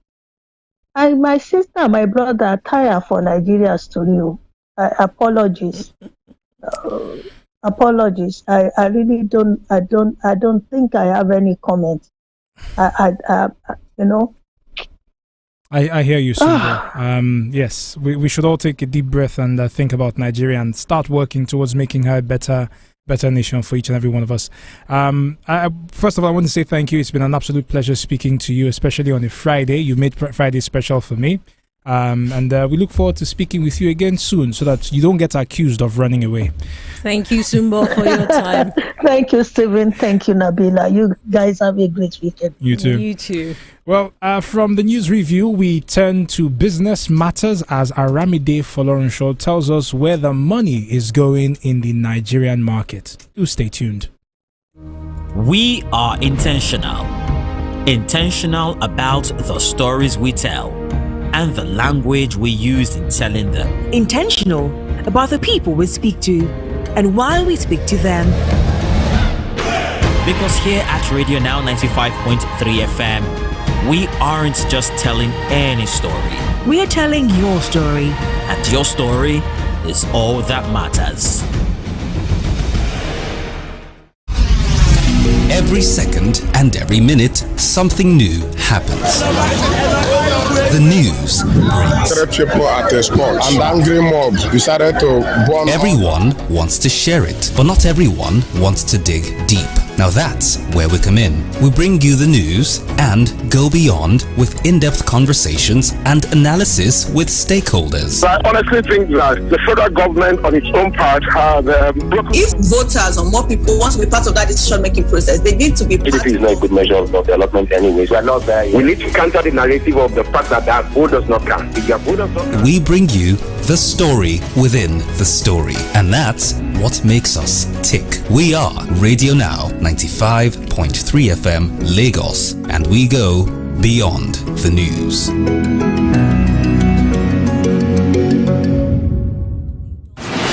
From the Central Business District of Lagos, Nigeria's commercial capital, this is 95.3 Business Now. It's another Thank God Friday, the 8th of December. This is Business Now with me, Aramide Folorunsho. These are your business quick takes. Fitch Ratings on Thursday released its African banking sector outlook report for 2024, placing a neutral outlook on Nigerian banks, which reflects the agency's view that operating conditions will remain challenging in the new year. Now, Fitch says that it expects no material currency devaluation in Nigeria in 2024, but the Naira would gradually depreciate while current macroeconomic policies would weaken banks' loans quality and impaired loans ratio expected to rise moderately. The Fitch Ratings report further stated that foreign currency shortage will continue to limit imports, while existing FX swaps estimated at 4 trillion naira between bank and the central is expected to be rolled over in the new year. The Dangote refinery has reportedly received its first crude shipment for processing from Agbami.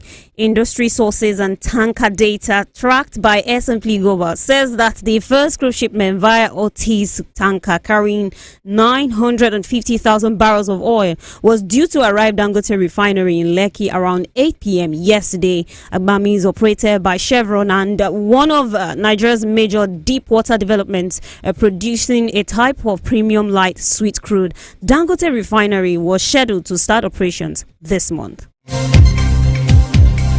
Total Energies Marketing Nigeria PLC is targeting to achieve 190.879 billion naira in revenue in the first quarter of 2024.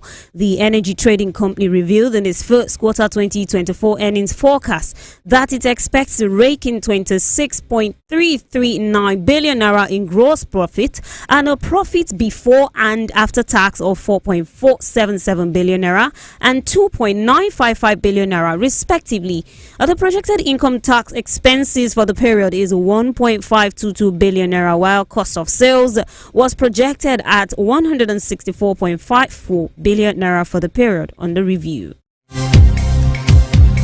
The president of the African Development Bank Group, Dr. Akinwumi Adesina, says the African continent could lose up to $25 billion every year as the new carbon tax to be introduced by the European Union might significantly constrain Africa's trade and industrialization process by penalizing value-added exports like steel, cement, iron, aluminium, and fertilizers. Adesina says, given that Africa lacks energy and relies mostly on fossil fuels, especially diesel, the EU carbon tax will force Africa to export raw materials back to Europe, which will further cause the deindustrialization of the continent.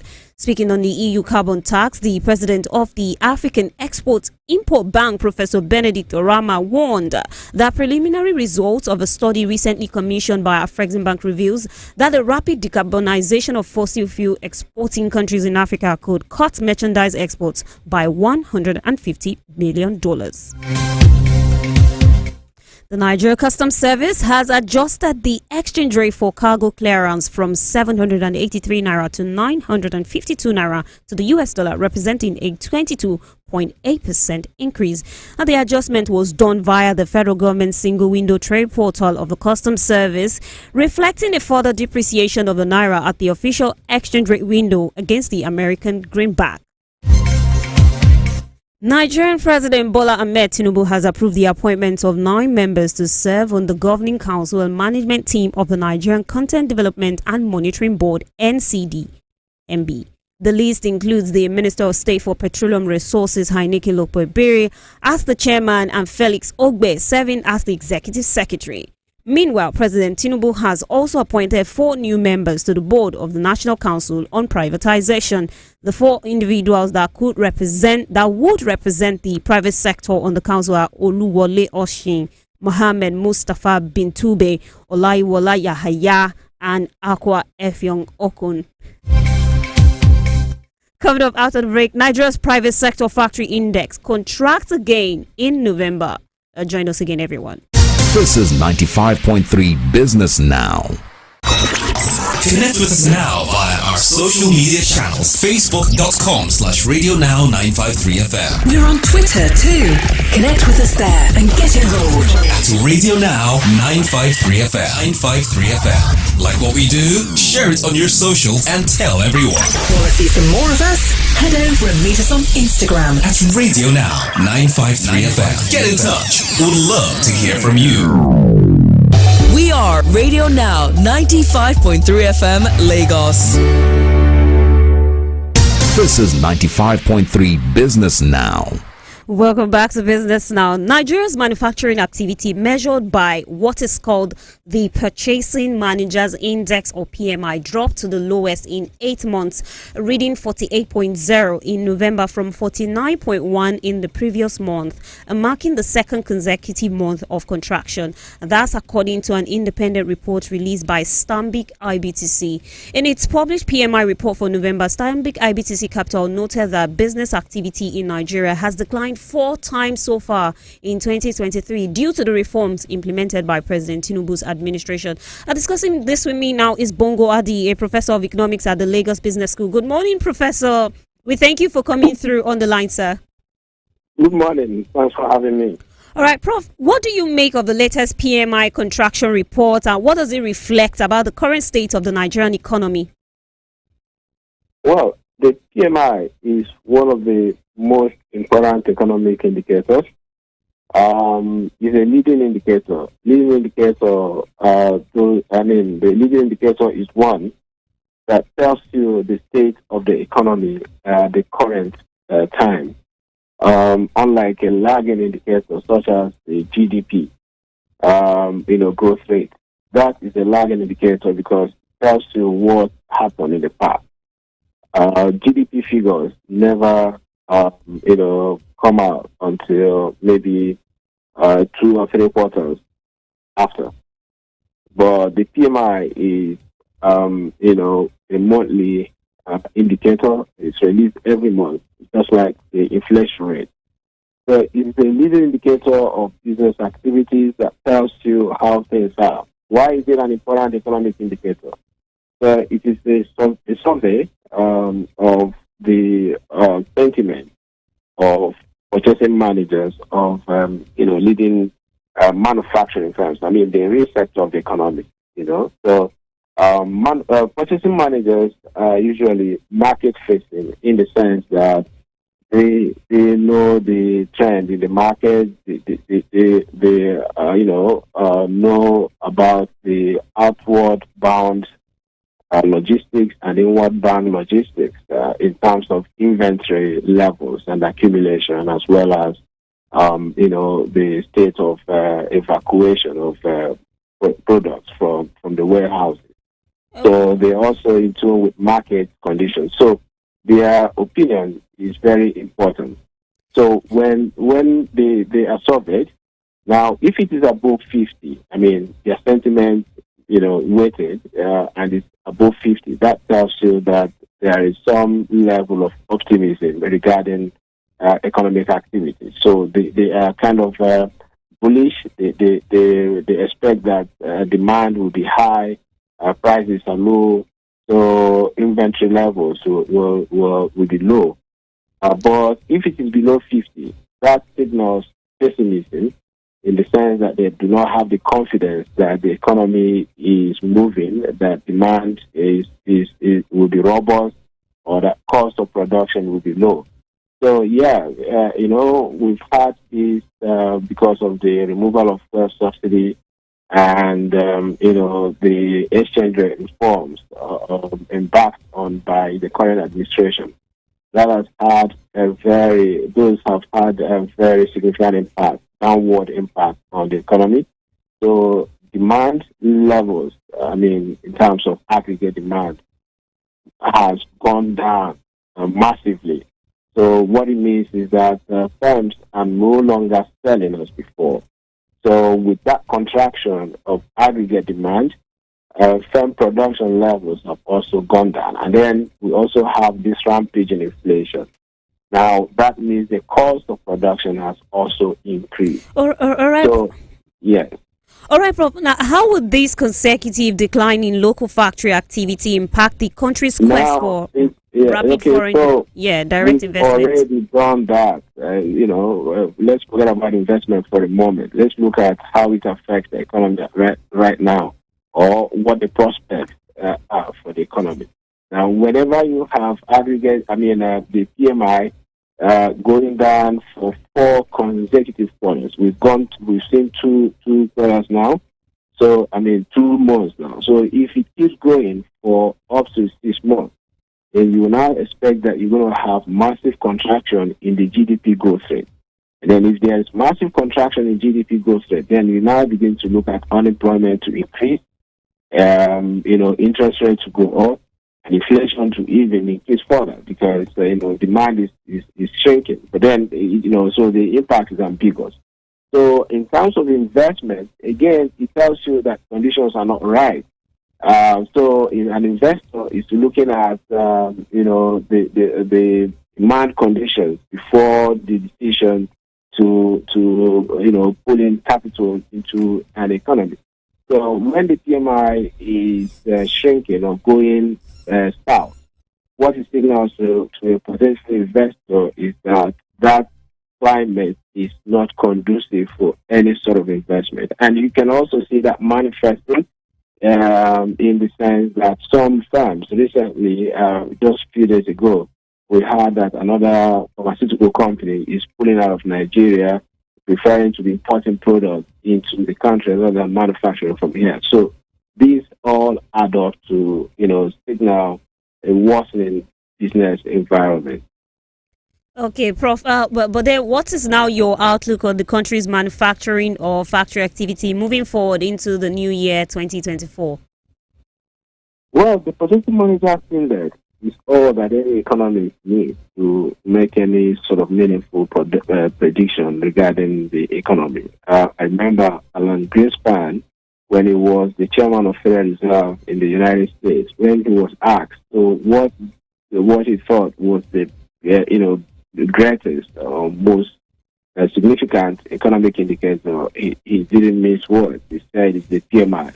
That if you were to be in a desert and they have any other information, just give him the PMI and we tell you where the economy is headed. So we've seen that.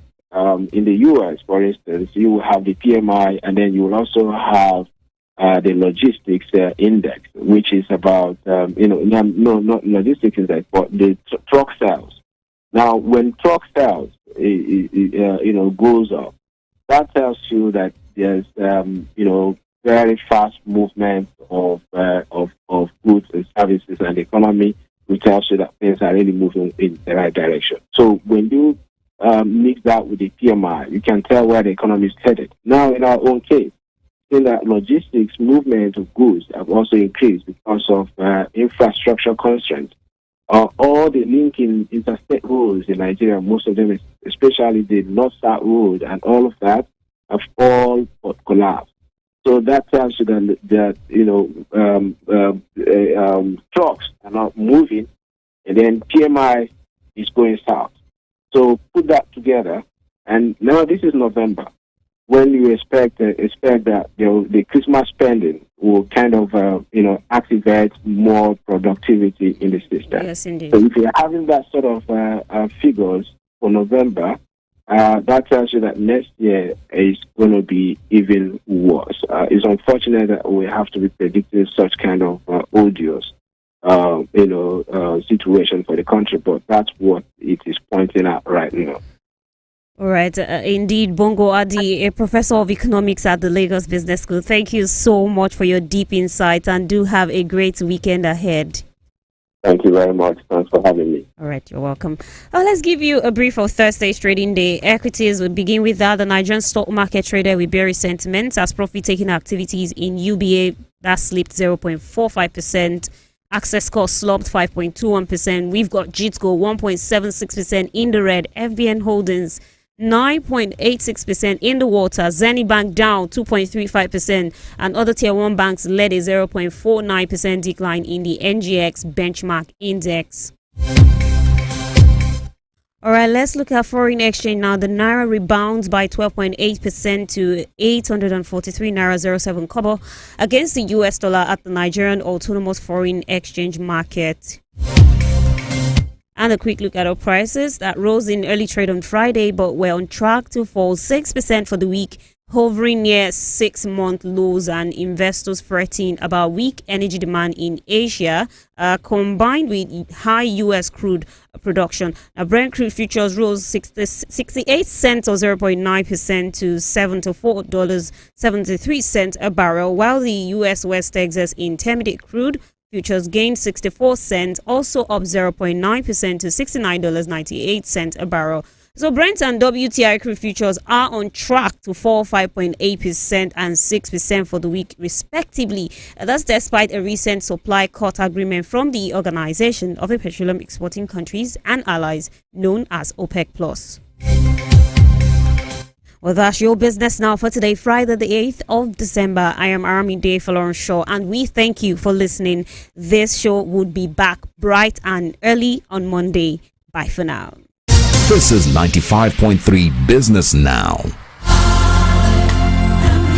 Hi, I'm Chris. I'm a trader operating a chain of supermarkets. I engage in monthly comfortable contributions with my insurance company. It gave me the opportunity to inject capital into my business during peak periods and reap handsome returns. I never knew that an insurance company can be that helpful. Kudos to Mutual Benefits Assurance for such innovative and business-sustaining insurance products. Take advantage of the delightful offers and experience the peace that comes with knowing that you can count on Mutual Benefits Assurance to protect you and what you value the most. Call Mutual Benefits Assurance today on 0905 474 4444 to get started and enjoy these and more, or visit www.mutualng.com for more information. Mutual Benefits Assurance, creating and protecting wealth.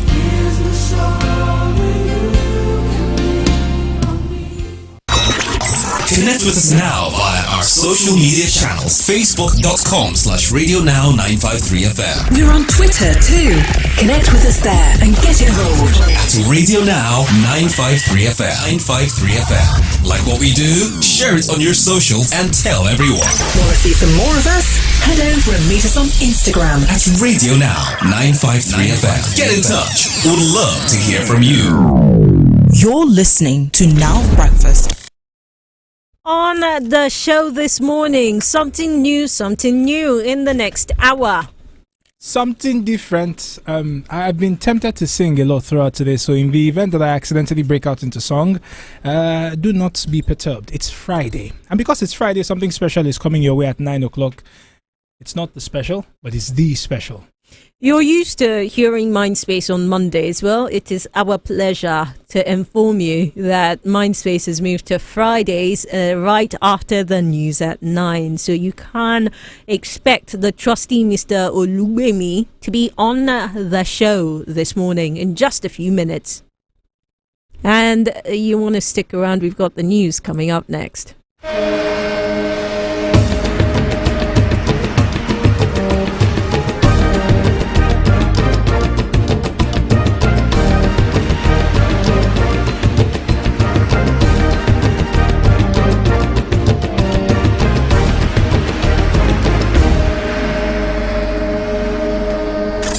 This is Radio Now 95.3 FM. Come for the news, stay for informed conversations. Across Nigeria, Africa, and the world, this is Radio Now News.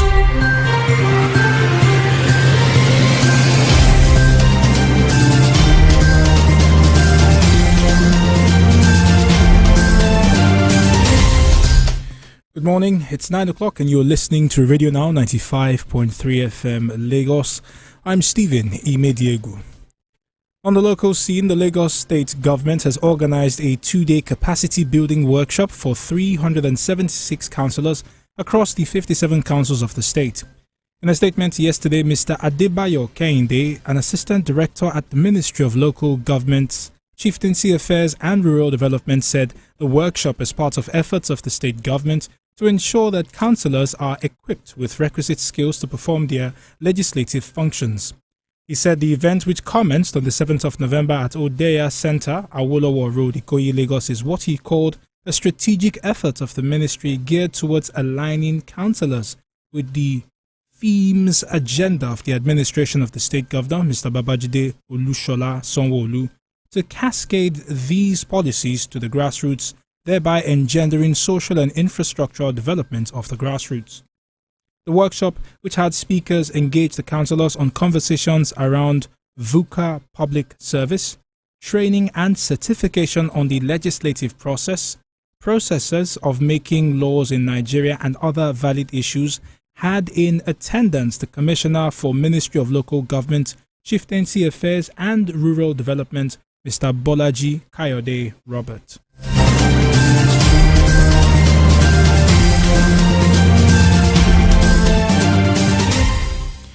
The Ogun State High Court sitting in Abeokuta yesterday began hearing proceedings by the federal government against the People's Democratic Party PDP candidate in the March 18th governorship elections in the state, Mr. Ladi Adebutu, on charges of money laundering and vote buying. 5 suspects were in court when the case, which is before Justice Abiodun Akinyemi, was called, while Mr. Adebutu and 4 other accused persons were absent. The senior advocate of Nigeria, Chief Godi Uche, announced an appearance for Mr. Adebutu, who claimed to have been on medical vacation since April 2023, while Chief Rotimi Jacobs appeared for the prosecution. 52 ATM debit cards bearing the name Dame Caroline Adebutu Foundation were presented and accepted as exhibits, along with a PDP polling agent tag and a motorcycle that 4 of the suspects were allegedly riding on the day of their arrest.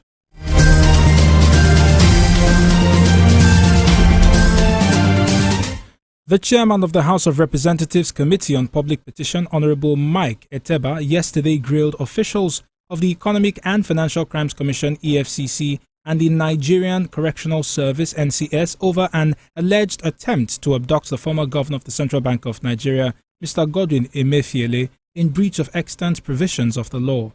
The petition was brought against the EFCC, the Directorate of State Services, the DSS, and the NCS by the Center for Social Justice, Equity and Transparency against the act at the Kuje Correctional Center after Emefiele was granted bail by the court. When the petition was called up, officials of the NCS denied involvement in the act, just as their counterparts of the EFCC said they had no hand in the failed abduction plot. A representative of CESJET, Mr. Ahmed Tijani, produced pictorial evidence to the lawmakers portraying how EFCC operatives allegedly laid siege at the Kuje prison to buttress their claim. The chairman of the committee, Honorable Mike Eteba, however, dismissed the petition on the grounds that it was sub judice when it came on for first hearing yesterday.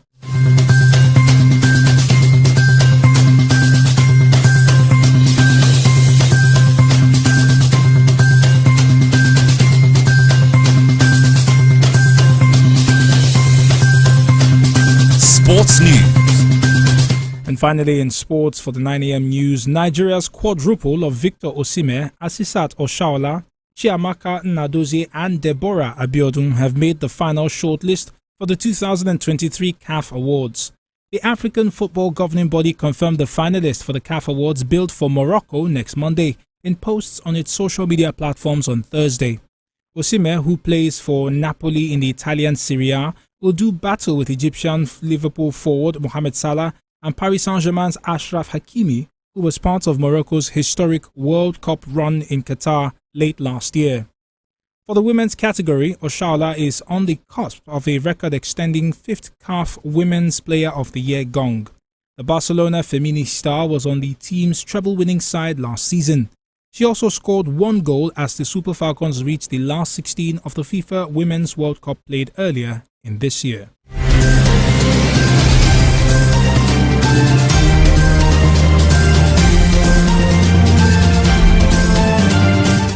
And with that, we conclude the news at 9 a.m. here on Radio Now 95.3 FM Lagos. We'd ask you to click the Listen Live button on our website, www.thisisradionow.com, so that you can listen to us from every corner of the globe. We would also like to connect with you on social media. Follow us on Facebook at www.facebook.com/thisisradionow and on all other social media platforms at Radio Now 953 FM. My name is Stephen Imediegu, and up next is Mindspace with Tomi Olugbemi. Good morning.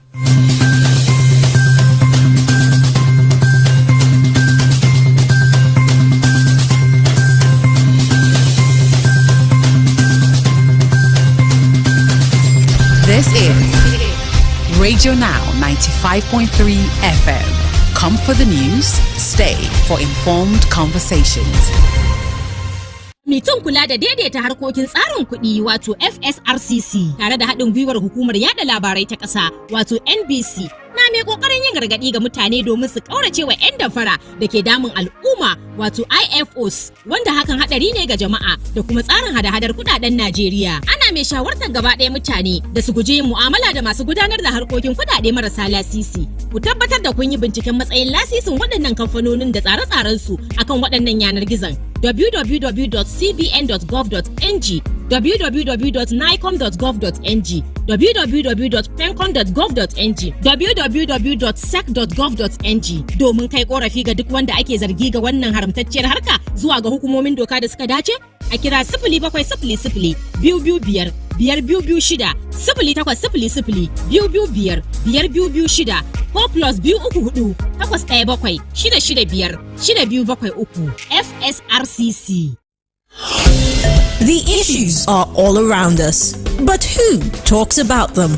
Law enforcement breaking the law, property owners ripping off tenants, political office holders taking the electorate for granted, or is it the plague of recurring bad policies made by the government? These are the issues. Let's talk about these and more at the Round Table. Stay locked on to Radio Now 95.3 FM every weekday as we discuss these hot topics around us on the Round Table on Now Express. The Round Table, weekdays 5:30 p.m. Out with the old. In with the new. If I broke, now my business.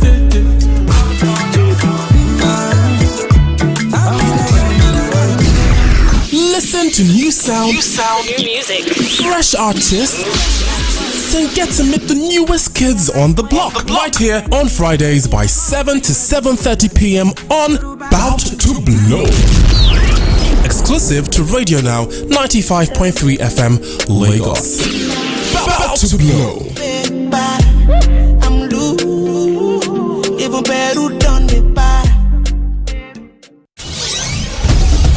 Stay tuned to your Beyond the News station daily for our up-to-the-minute compact news bulletins from 6 a.m. to 2 p.m., 4 p.m. and 6 p.m., bringing you a wide range of local and international news from our news desk. Stay informed, stay updated on Radio Now 95.3 FM. This is Radio Now 95.3 FM. Come for the news, stay for informed conversations.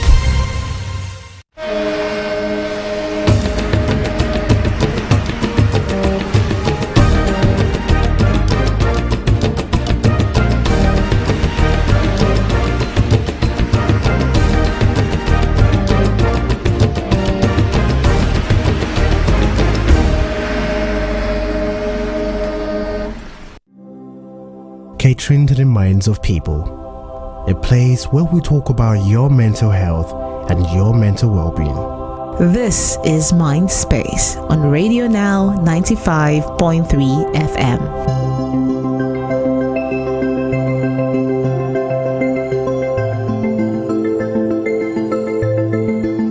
This is calm. This is positive. This is healing.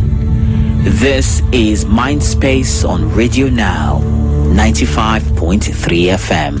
There are many fun, inspirational, and quite frankly, dangerous quotes and ideas about money. Money is power. Time is money. Money is respect. The love of money is the root of all evil. Money answereth all things.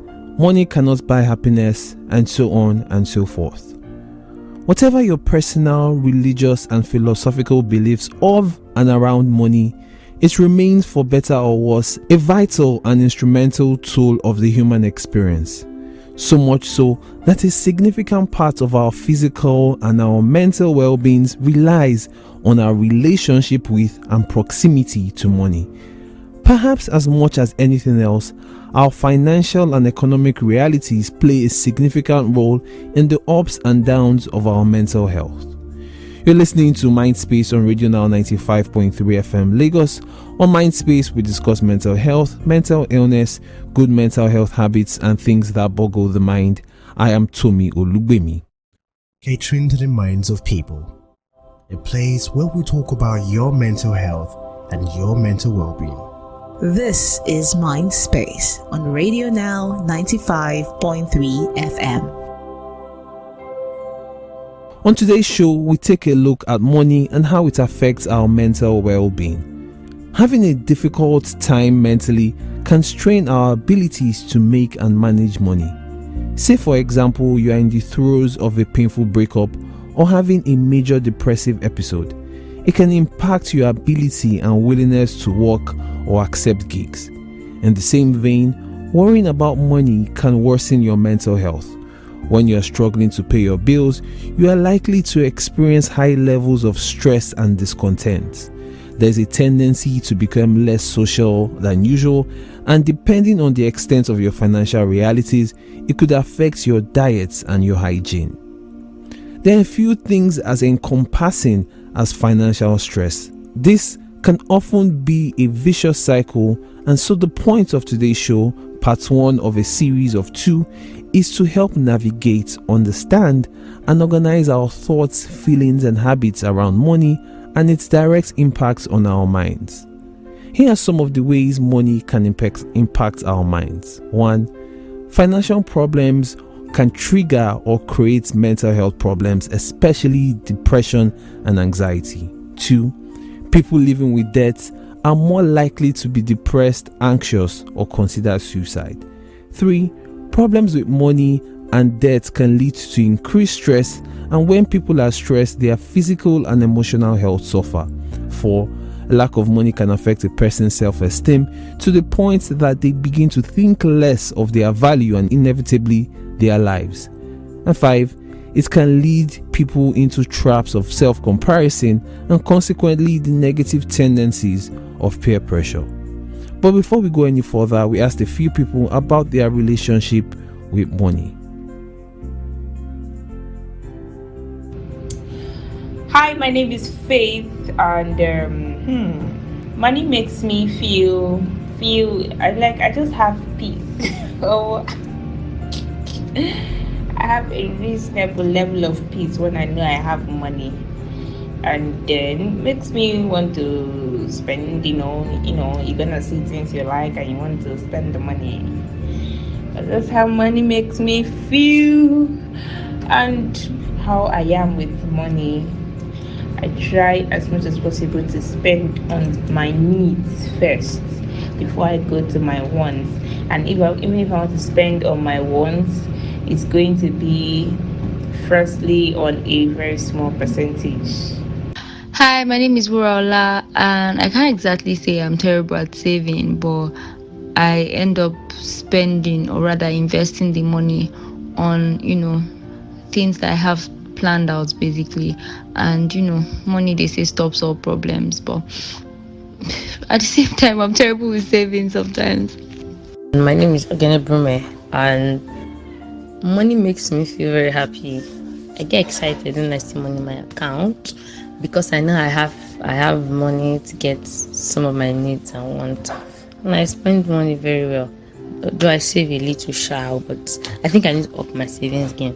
But when you have money, you're so happy. I'm so happy. Thank you. My name is Gloria, and I'm actually good at saving, or better still, I know how to save my money. Like me, I'm that kind of a person that if I have money, if I have money in my account, I won't likely spend it. But if I withdraw the money in my hand, I would likely spend it for things that they're actually not relevant, or things that I really don't know. So I know that that's the kind of person I am. So I intend to keep my money in my account in order to save the money and to secure and to reduce me from spending more than I actually need, or buying something that I actually don't need. It is important to understand your relationship with money. Many factors can influence this. A person's socioeconomic background and realities, their debt profile, the way their parents talk about money, and so on and so forth. But we must be honest with ourselves to understand this relationship, and very often we can find the links in our spending patterns. It's now time for a short break. When we return, we'll talk about the importance of identifying our spending patterns. We'll also go over tips that can help reduce and mitigate the impact of financial stress on our minds. For now, here is the poem The Will to Win by Burton Bradley, read by Shane Morris.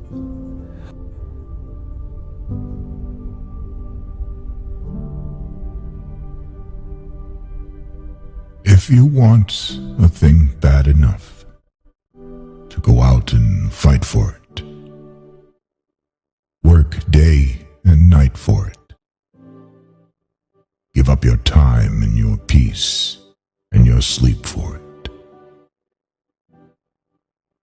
if only desire of it makes you quite mad enough never to tire of it, makes you hold all other things tawdry and cheap for it, if life seems all empty and useless without it, and all that you scheme and you dream is about it, if gladly you'll sweat for it, fret for it, plan for it, lose all your terror of God or man for it, if you'll simply go after that thing that you want with all your capacity, strength, and sagacity, faith, hope, and confidence, stern pertinacity, if neither cold poverty, famished and gaunt, nor sickness nor pain of body and brain can turn you away from the things that you want, if dogged and grim you besiege and beset it, you'll get it. Welcome back to Mindspace on Radio Now 95.3 FM Lagos. On Mindspace, we discuss mental health, mental illness, good mental health habits, and things that boggle the mind. I am Tomi Olugbemi. Today's show is episode 1 of a series of 2 about money and mental health. So far, we have discussed the direct and indirect ways financial stress can impact our mental well-being. We've discussed how mental illness can impact our relationship with money, and we've listened to people tell us about their relationship with money and how money makes them feel. It's now time to talk about the importance of identifying and understanding our spending habits and patterns. The root of many of our financial stresses lie in our spending and saving habits. In identifying them, we are able to better understand why we spend and how it makes us feel. Here are a few questions that might help in identifying your spending habits. 1. How do you feel when you make a purchase? 2. What feelings do you experience when you need to make a big purchase? 3. Are there moments in time where you are likely to spend more money? 4. Are there moments in time where you are likely to spend less money? 5. How comfortable do you feel talking about money? 6. How often do you check your bank account, and how does it make you feel? So now that you have discovered and recognized your spending habits, here are some tips on managing the mental distress brought about by financial stress. And this is according to BetterUp, an online platform that helps people transform performance and growth for teams and organizations where it matters the most. 1. Make one decision at a time. Money can be overwhelming. When you are faced with multiple decisions at once, it's more likely you have a knee-jerk reaction. Try to focus on one financial decision at a time. 2. Create and stick to a budget. It is hard to set goals if you don't know where you are starting from. Do an audit of your finances, preferably a monthly or bi-weekly audit. Then create your budget. Once you've created your budget, try to think through behavioral changes that will help you stick to it. 3. Monitor your spending. This is a big one, and one that many people have struggled with as well. It's important to know where your money is going. 4. Pinpoint your financial stressors. Do you get overwhelmed when you get a bill in your inbox or in the mail? Are you stressed at the end of the month waiting for the next paycheck to make sure you can cover your upcoming rent? Whatever your stressors are, get to know them. 5. Recognize the emotions you feel related to money. Similar to getting to know your stressors, get in touch with your emotions. Try to identify what emotions come up as it relates to finances and money. Sometimes, journaling about your emotions can help pinpoint what you are feeling. 6. Implement healthy coping mechanisms into your mental fitness plan. Your mental fitness should be a holistic reflection of how you take care of yourself, and there are lots of healthy ways you can cope with your emotions and stress. 7. If you are living with a mental health condition, talk to a doctor or a mental health professional. And that's it for Mindspace today. On the next episode of this Money and Mental Health series, we will delve deeper into the links between financial stress and mental health. And finally, as I say at the end of every show, if you're having a rough go at life and you feel like nobody understands, I want you to know that although all our experiences differ, we can always find common ground in some of our joys and indeed in many of our sufferings. Help is around the corner in the form of a friend, a perfect stranger, a lover, a psychologist, a psychotherapist, a family member, or a beautiful song. Here is Hide and Seek by Stormzy.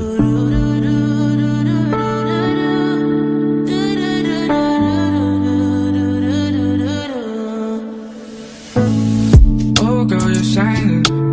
You know you're my diamond. You need reminding. This moment of timing when your soul needs aligning. It's me you confiding, seeking and hiding. You know where to find me, baby.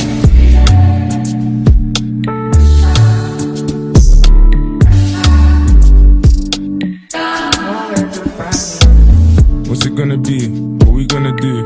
Here we go again. This ain't nothing new. I ain't tryna run game, but it's true, cause you came and you made me feel. You call me for help, you gotta chill. Need time for yourself, you gotta heal. This ain't something you felt, it's how you feel. You came and you made me feel. We built this all wrong, I'll take blame, but instead of us tearing it down, we'll rearrange, baby. Don't let it fall, girl. Don't let it fall. Don't wanna fight no more. Keep me where I belong. I've tried and I've tried, but I just can't hide from your love. Oh girl, you're shining. You know you're my diamond. You need reminding. This moment of timing when your soul needs aligning. It's me you confiding, seeking and hiding. You know where to find me, baby.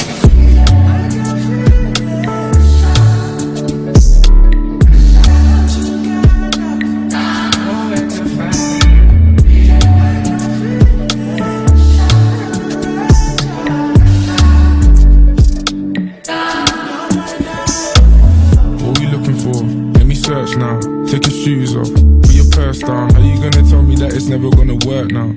Type of shit to make me put a verse down. Worse now, cause we made our bed and gotta lay in it. Thought it wasn't hard for me, but every day it is. Heartbreak, such a dark place, but we stay in it. What I'm saying is exactly what I say it is. I found you, I feel your presence when I'm not around you. Queen in your city, they need to crown you. Holy water, baby, let me drown you. Fire and water, I gotta allow you. Burn out, then reappear. Light still guiding you home, you know I'm there. And rest assured, if you ever needed help or just need a place to hide, no, I'll keep it to myself. Word. Oh girl, you're shining. You know you're my diamond. You need reminding. This moment of timing when your soul needs aligning. It's me you confiding, seeking and hiding. You know where to find me, baby.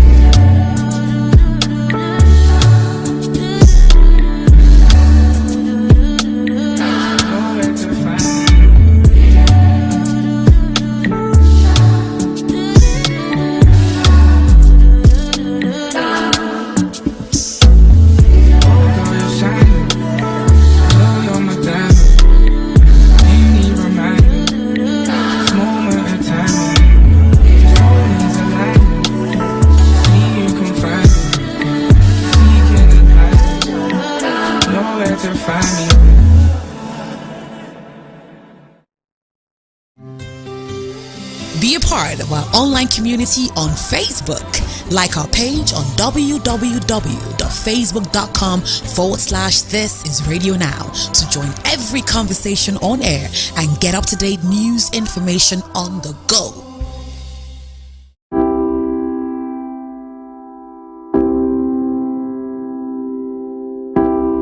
You gotta get up. You gotta get up and make a move. 'Cause the world will never see you until you do. No, they don't really care what you're going through. So you gotta show them, baby.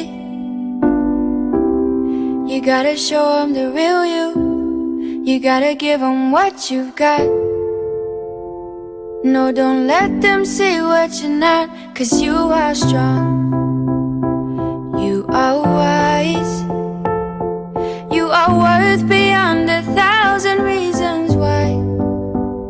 And you can't be in the world like you.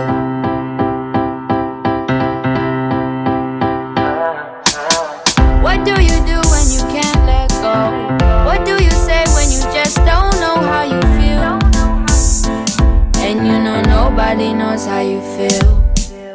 'Cause everybody's got their own damn problem. So everybody's trying to find their way. And day by day is a struggle. In this world you know you have to hustle. Just know that you're not alone. You don't always have to be strong all by yourself. I said it's okay to ask for help. Now listen.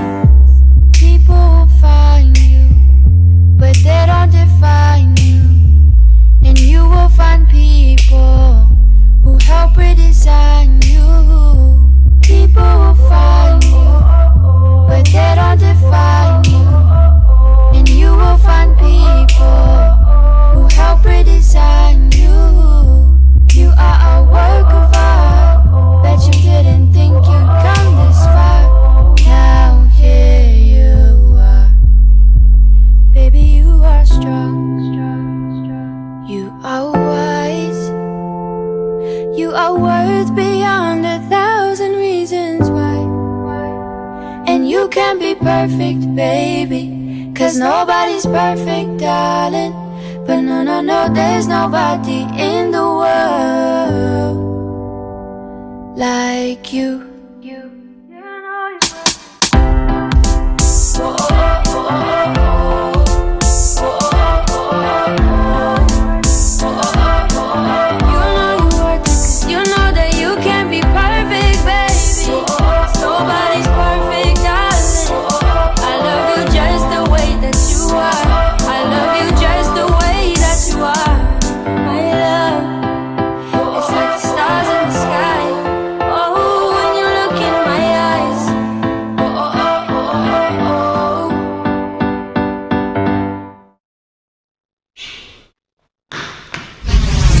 Every second and every minute, something new happens. The news breaks. 3 people at a spot, and the angry mob decided to burn. Everyone wants to share it, but not everyone wants to dig deep. Now that's where we come in. We bring you the news and go beyond with in-depth conversations and analysis with stakeholders. I honestly think that the federal government on its own part has broken. If voters or more people want to be part of that decision-making process, they need to be part GDP is not a good measure of development anyways. We are not there yet. We need to counter the narrative of the fact that that vote does not count. If your vote does not count. We bring you the story within the story. And that's what makes us tick. We are Radio Now 95.3 FM Lagos, and we go beyond the news.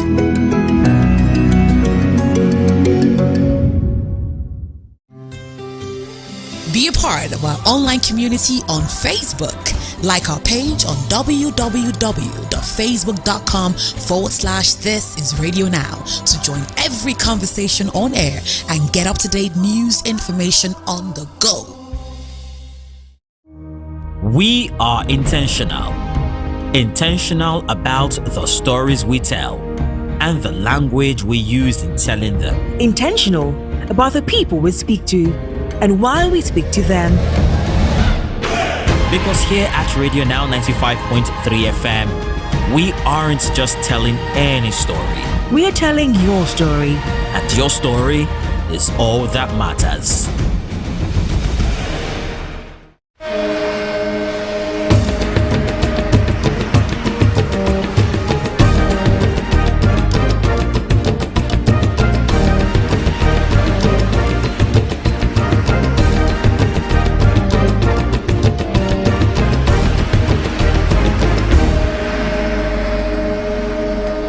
You're listening to Now Breakfast.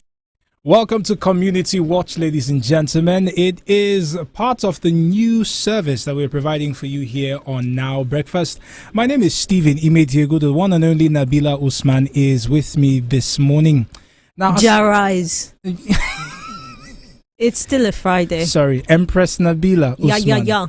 Right. Aside from being on the Now Breakfast together, one thing that we have in common is our shock, usually, at the amount of dirt that we have to encounter in our daily commute through Lagos. Yesterday morning on my way to work at Egbeda, there was this gentleman right there at Egbeda where the road turns from Isheri into Egbeda. There was this gentleman who was just pulling out bags of refuse from his house and putting them not in a bin, but right there beside the curb.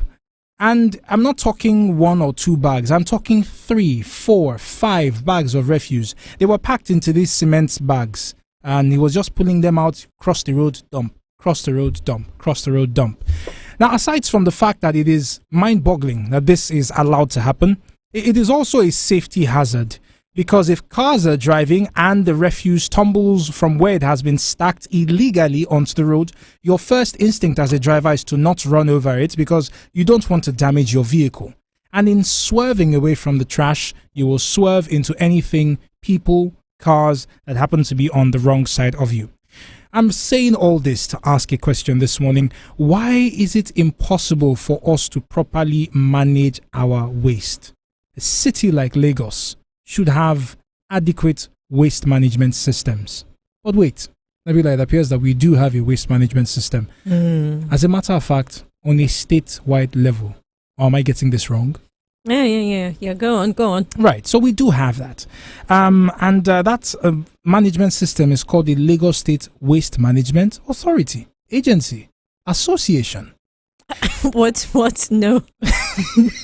That last part, no. Not association. The middle one, yes. Okay, so agency. And it is their duty to take the waste from the pre-assigned spots and dispose of it. Maybe that disposal includes dumping it at a state dump site or at a conversion plant. But even with the presence of LOMA, we still have a waste management problem as individuals, as residents of Lagos. And residents, I mean those who live here. So this is not an indigenous problem, it's a residential problem. The way and manner in which we manage waste in Lagos is disappointing. It is disappointing. We are going to blame LOMA today, the Lagos State Waste Management Authority. And I am fully, perhaps I shouldn't say on board, but I'm willing to accept that LOMA has a share of the blame. But as well as blaming LOMA, I'm equally interested in what we are doing wrong when it comes to waste management. How are we putting our waste away? How are we packing it? How concerned are we about the fact that there's waste on the roads? These are some of the thoughts that are on my mind this morning. And Lagosians, it is a Friday, so I'm coming for everybody. You know, this reminds me of the once upon a time where wearing a seatbelt was not as common as it is. It's still a problem because a lot of people still don't wear seatbelts. But I remember that, you know, for public transport, it became a thing. The FRSC would stop people quite actively because people were not wearing their seatbelts. And I think about here in Lagos, the yellow and black buses especially, when the funniest thing for me, I will see someone in LASMA uniform get into the front passenger seat of the bus. And when you're getting to Oworu, you will see the driver drag rope because it's no longer a seatbelt. It's just this rope that's hanging on the side. You pull it, you can see that the rope has been snipped in two. Pull it, then hold it under his hip. Yes. And the LASMA guy will be there, and everything is fine and dandy. I agree with you. It's the appearance of safety, not safety in itself. So wait, this one is a totally different conversation. So the traffic issue and the seatbelt issue, actually, the reason why I thought of it draws, there's parallels to be drawn, right? Once upon a time, it was the same thing around the cleanliness of roads, where vehicles public vehicles that would be making like interstate or interstate commutes. So if Right. you're moving from state A to state B, then they started having all these Sienna buses. They then have the small bucket or basket in the back where people could toss things as opposed to throwing it out onto the roads. So now, at least for me, it is weird to drive and see someone in front of me, a car, just someone in the car chucking dirt Things out of out the window. onto the roads. It doesn't mean that it doesn't still happen, but the frequency has greatly reduced. And the question really is around, okay, so why haven't we nullified it altogether? Why do we still have people in our areas, in our streets, in our communities who decide that it's fine to just go and chuck dirt off somewhere when you feel? I remember my father taught me the term chock-a-block, right? Yes. A very fascinating thing, and it rolls off your tongue. But you go and fill your gutters and they become chock-a-block, and rain comes, then all that smelly, dirty, completely rubbish waste then gets swept out onto your roads, and it's the middle of the day, so you're still moving from point A to point B, and it's Legady's Benz you're using. So you fold your trousers up and wade in the water. Oh, it's terrible. It's terrible. I like to think that there's a point in life where you don't have to go through these things. I thought that until I came back to Lagos. Yes, people came back to Lagos, and this is because the part of Nigeria where I was living prior to returning to Lagos did not have these situations. I mean, if it's raining, I'm pretty sure that the streets will be flushed. But usually when it rained, I was never caught out in the rain. However, Lagos has Lagosed me. Nabila, this year alone, I had to wade through a stretch of road at Yanoba that was flooded. And I'm talking, I was walking for 7 or 10 minutes, and I was walking through water that was thigh high. At some point, I figured I couldn't do this anymore because it was too much. So I got into a wheelbarrow and I was wheeled through the absolute worst of it.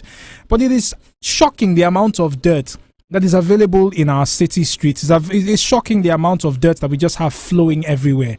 Lagos, I would like to hear from you this morning. This is our problem. 0913 5000 953. That is 0913 5000 953. You can also call us on 0901 111 1953. On WhatsApp as well, send us your messages 0809 682 2595. Do we have the dirtiest city in Nigeria in Lagos? Is Lagos State the dirtiest city in Nigeria? And I'm asking this question because of how carefree we are when it comes to waste management. We don't even, it doesn't concern anybody. I mean, drink that sachet of pure water, drink that bottle of water or soft drink, and hey, just roll down the window and out onto the roads. After all, people are employed to sweep it up. Isn't that right? And I know a few people do this, so I'm not weird. Typically, if I've eaten something or I've drunk something and I'm in transit, I'll actually just fold it up and put it in my bag. Same here. Yeah. Same here. Until I get to where I'm going, then I'll toss it out somewhere. It's a thing. You can see the way the city is designed, right? That the waste management bit, we're not conscious of it. If not, on every street corner, there should actually be a public dustbin. Every street corner. I'm not talking some street corners now. And meanwhile, it's my, I won't call it my favorite thing, but it's frequent. Now, at least once a month, I'll have to complain about whether Loma has come to pack trash or not. Speaking of, have they? No, have they actually? How long has it been since they showed up? Oh, the bins are now overflowing, and there's like 5 of them, those big blue ones. There's 5 of them, so they're overflowing. And, people, then they get there with their bags, and they don't know what to do again, so they just start gathering it on the floor in the corner. Right. It's when the stench hits your nostrils that you know it. As against the idea of actually getting an extra bin to, It will not make a difference, will it? You get an extra bin, and because Loma has not come, it will fill up as well. So what do? You keep getting an extra bin because the Waste Management Authority has not shown up. There's that as well, and it's not a one-off complaint. It's recurring. My part of town, I live in Igondo as well, and Loma has a weird relationship. Usually they're supposed to be there twice a month. That's the agreement. They can go an entire month without showing up. Some cases, and your best case scenario is when they show up after 3 weeks, and then you can hand your waste to them. But the current battle I'm fighting on my street is to get everyone on the streets to actually start using the blue or black waste bins with lids. And the reason for this is when they say Loma is coming, Loma never shows up on the day they are supposed to show up. They show up like 2 or 3 days later. And people have this thing. So when the announcement is made on the street WhatsApp group, Loma is coming, everyone who's going to work just drags their waste outside so Loma can pass by and then pick it up. But Loma never shows up on the actual day. So you have that waste tied in nylon bags, available to rats and available to just litter the streets. And unfortunately, we still have those who go through trash, either looking for recyclable items, or whether it's aluminum or plastic. And these are not people who are careful in how they go through your waste bin. They just tip it over and boom. Before you know what's happening, I have your baby's 2-week-old diapers rolling down the streets to the front of my house. So my current campaign on my street is to get everyone to use a waste bin that can close. And the reason why is because of rats. We're not even talking about Lassa fever. The deadliest plague in human existence is tied to rats. I'm talking about the bubonic plague. We cannot have this sort of carelessness around waste management that seems to have characterized our existence in Lagos. So that's on the people angle. On the Loma angle, I'm truly curious. What can we do? What sort of sacrifices do we need to make? Whose ox do we need to sacrifice? Who do we need to kneel down and beg? Because these days it appears that to get approval and appreciation, you must kneel down to beg somebody. Who do we need to beg to get Loma to show up as and when due to remove waste from our houses? That's my new shtick. Ejo. We are begging you. We are begging you. And I think the Lagos State government needs to take this very personal, because the recent moves by the Lagos State government to clean up our markets are laudable. You know, saying that markets have committed environmental infractions and so on and so forth. It is equally a part of protecting the environment to ensure that Loma shows up when they are supposed to show up and takes the refuse away. And if you're not going to show up that day, at least give accurate information to say, due to circumstances beyond our control, we're not able to show up on XYZ day, but we will be showing up directly after. There is no information, Nabila, and this is what happens in my part of town. You know that Loma comes on Thursdays. They won't come on Thursday or Friday or Saturday or Sunday. They will show up the next week, Monday, without any excuses, without any apologies. And if you're not there to give them your waste, anyway, that never happens because people dump their refuse outside their house, except some 4 or 5 houses, including mine, that will want to see the truck coming down the street before we bring anything out. So it's a holistic, it's a problem, and it affects Loma, it affects you, it affects me. How are you managing your waste? How are you managing your waste? Would you recycle, by the way? This is a big question. And I know that Loma has been doing a bit of advocacy on recycling, right? First of all, being able to identify recyclable objects, right, or products, and whether you would do it all together. And that's part of our question to you this morning. You can weigh in on the conversation. 0913 5000 953. Again, that's 0913 5000 953 and 0901 1111 953. One more time, 0901 1111 953, and on WhatsApp 0809 682 2595. Latest headache, Nabila. Yes. There's a local government office very close to us, and directly, right beside the local government office is a dump site. I'm not talking about bins for dumping waste. I'm talking of an actual spot of land that is maybe 4 paces wide on either side, where people just dump their refuse. Now, I've seen Loma show up every week unfailingly to clear that up. But I think it is particularly interesting that right beside the local government office, you have the ability to dump your waste. It sort of tells you exactly how people view land in Lagos State. And I'm going to repeat this heavily as far as Lagos State is concerned, because there are laudable things that the Lagos State government has done about our city. There are laudable things that they've done. The area of sexual and gender-based violence, I love what Lagos State is doing. I love how active they are there. The recent move towards cleaning up our markets are equally laudable stuff. But the basics, the culture of managing waste is not there yet. We're at the COP28 summit, which, today's the 8th. We've still got a couple more days before that wraps up. It's still going on. But I think another country that we should learn from is Norway. This is a country that took a waste dump site and converted it in such a manner that everyone who comes to Norway has to visit it. There's an entire hill where people ski from top to bottom, but it's not a regular hill for skiing in that there's no snow on it. It's green. But what that hill has beneath it is a plant that recycles waste. And they recycle the waste and it becomes electricity. We're talking about our national grid. One of our callers this week said the national grid collapses, like someone who, I won't use what they use, but you get the point. The national grid collapses. And they talked about how we don't have electricity sometimes. It is possible to convert what is no longer useful to what is useful. And that's the idea of technology. That's the idea of recycling things. We need to start thinking about this waste that I have gathered from my house, that I've produced from my house. What else can it be used for? Can it be used to create roads, to build roads? Can it be returned to the soil to help with manure? What exactly can our waste do for us? And before we get to that point, how exactly can we encourage Loma to help us pack our refuse?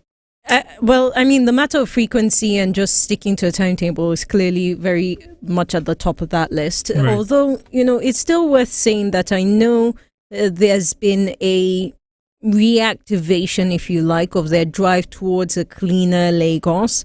I remember this was sometime last month or so when the governor on his social media handle, he had tweeted about why he moved Tokunbo Wahab, the Commissioner of Environment and Water Resources, to that portfolio, why he moved him to that ministry. And that, part of it was really around just getting towards a cleaner state. And there's been conversations around increasing the collection points in the state because there are clearly not enough collection points. I'd like to see a Lagos that really has dustbins on every corner of streets, so that it's not just about our residential areas and it's not just in our office professional spaces as well. It's on the streets because people are walking the length and breadth of those streets every other day. Right. And these are all parts of the conversations. I was talking about recyclable items earlier and our ability to identify them. Did you know that the plastic bottles, like if you buy a bottle of water, a plastic bottle of water, the recycle symbol, the yes. 3 arrows that bend into themselves. Mm-hmm. Have you noticed that there are some products where within that triangle, there's actually a number in it? I've got one most right of here. The products, most of the products will have the number 1 in them, in that cycle, in the triangle. And a number of people probably don't know what that figure means. It means it's a single-use plastic. Oh, right. So would you be talking about something, I don't see the 3 lines, but there's this one, the blue and white, almost like the... no, it's typically the triangle itself. Right. So within the triangle, you will see the figure, the number 1, and it's usually at the bottom of the bottle. So you will see it there. It tells you that that the product... It's a single-use plastic. Exactly. Which is saying something, because when it's time for us to make zobo and kunu and all those other things... we tell ourselves that we are recycling in that moment. But technically we are. And Nabila, I don't know why you decided to come for this particular table. Because here's my relationship with plastic water bottles, and I'm holding one right now. If I buy a bottle of water outside, it usually ends up going back home with me because I have a good water source at home. I produce my own water. Shout out to me. Not for public consumption, just for private consumption. And I always refill the bottles. So I've got a tap in the house. So I refill the bottles and that's how I drink water. So this one that you have decided to destroy my table by telling me I'm reusing a single-use plastic bottle, I'm not very happy about it. And I did not know this. A number of people don't know, actually. So if you see, and I wouldn't say that I've seen products with the number 2 in the middle right there, but part of the issue, especially for people who are environmental activists and, sustainable use, all of those things that come into our usage of plastic, they advocate that, look, even if we're going to go with plastic, let it be plastic that can actually be used over and over again. Single-use plastics are some of the worst things in the environment today. Do you know that and you will see this if you follow people who talk about sachet water. I remember when sachet water was literally just Santana leather. Because that's where it started from, right? It would be that people would sell water by filling Santana leather up with water and selling it on the streets. And that's how we now have this unique situation in Nigeria where it is pure water, sachet water that we call pure water. Right?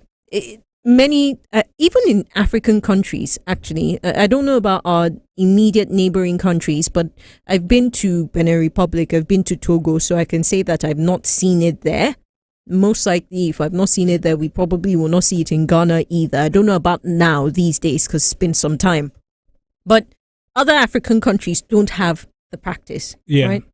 And yet, plastic takes at least up to 1,000 years to disintegrate. It's not biodegradable. And that's why it is a massive problem that this amount of plastic is just chucked out every other day to meet up with demand. It is equally sad that the idea of taxing those who produce single-use plastics was sort of shut down at some point. I know that the government was thinking about increasing the tax on them to sort of encourage them to, go in a different direction. Either you produce the ones that are biodegradable or you produce the ones that can be reused and reused and reused. Unfortunately, the idea was that it was killing production. I think it was a good idea to kill production. And I think that if we're really serious about changing the face of our country, it's not just about attending summits such as COP28. It's about doing the little things in our own neighborhoods, in our own states, to change how we approach life. We are given this earth for a period of time.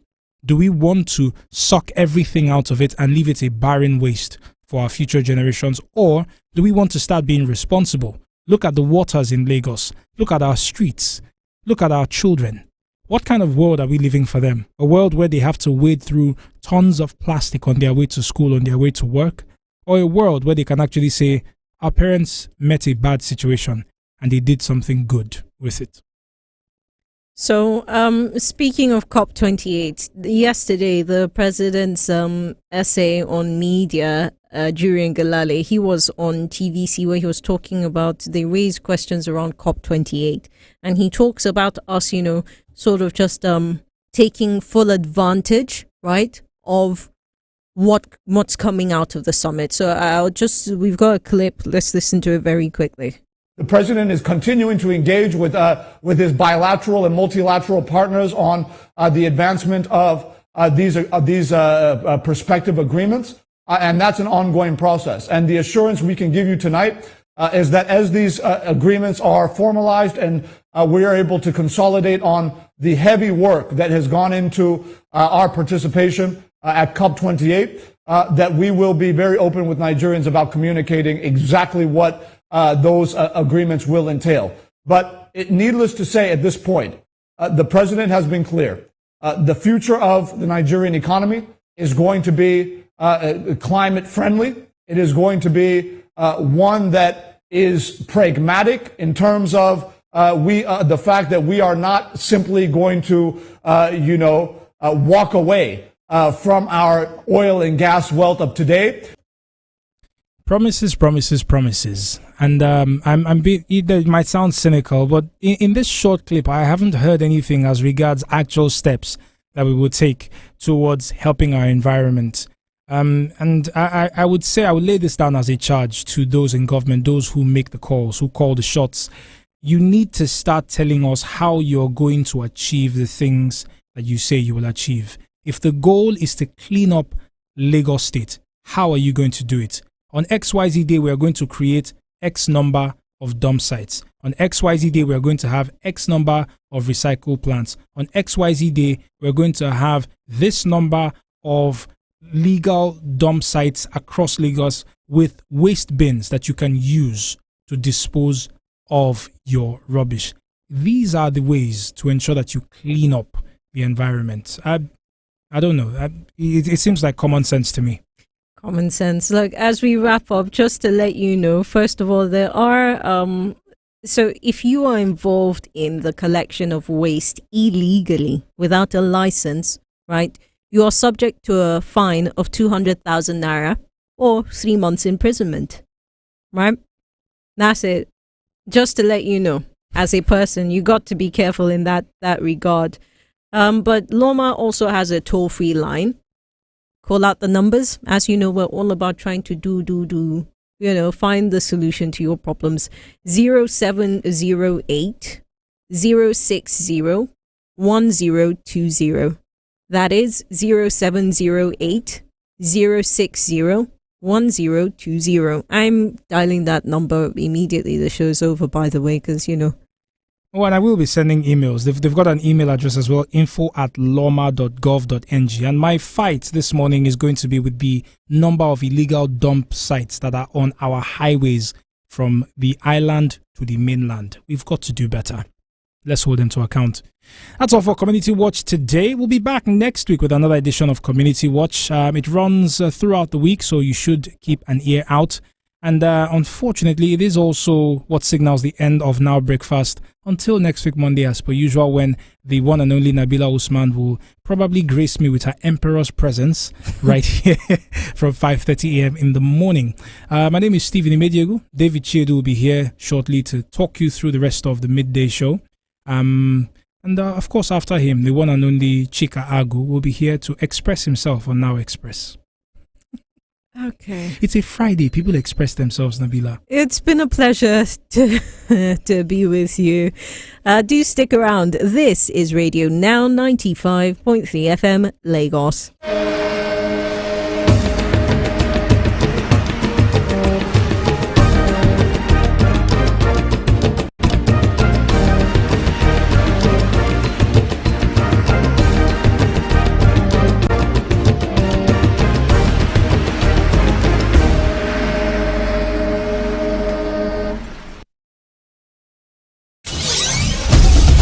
Stay tuned to your Beyond the News station.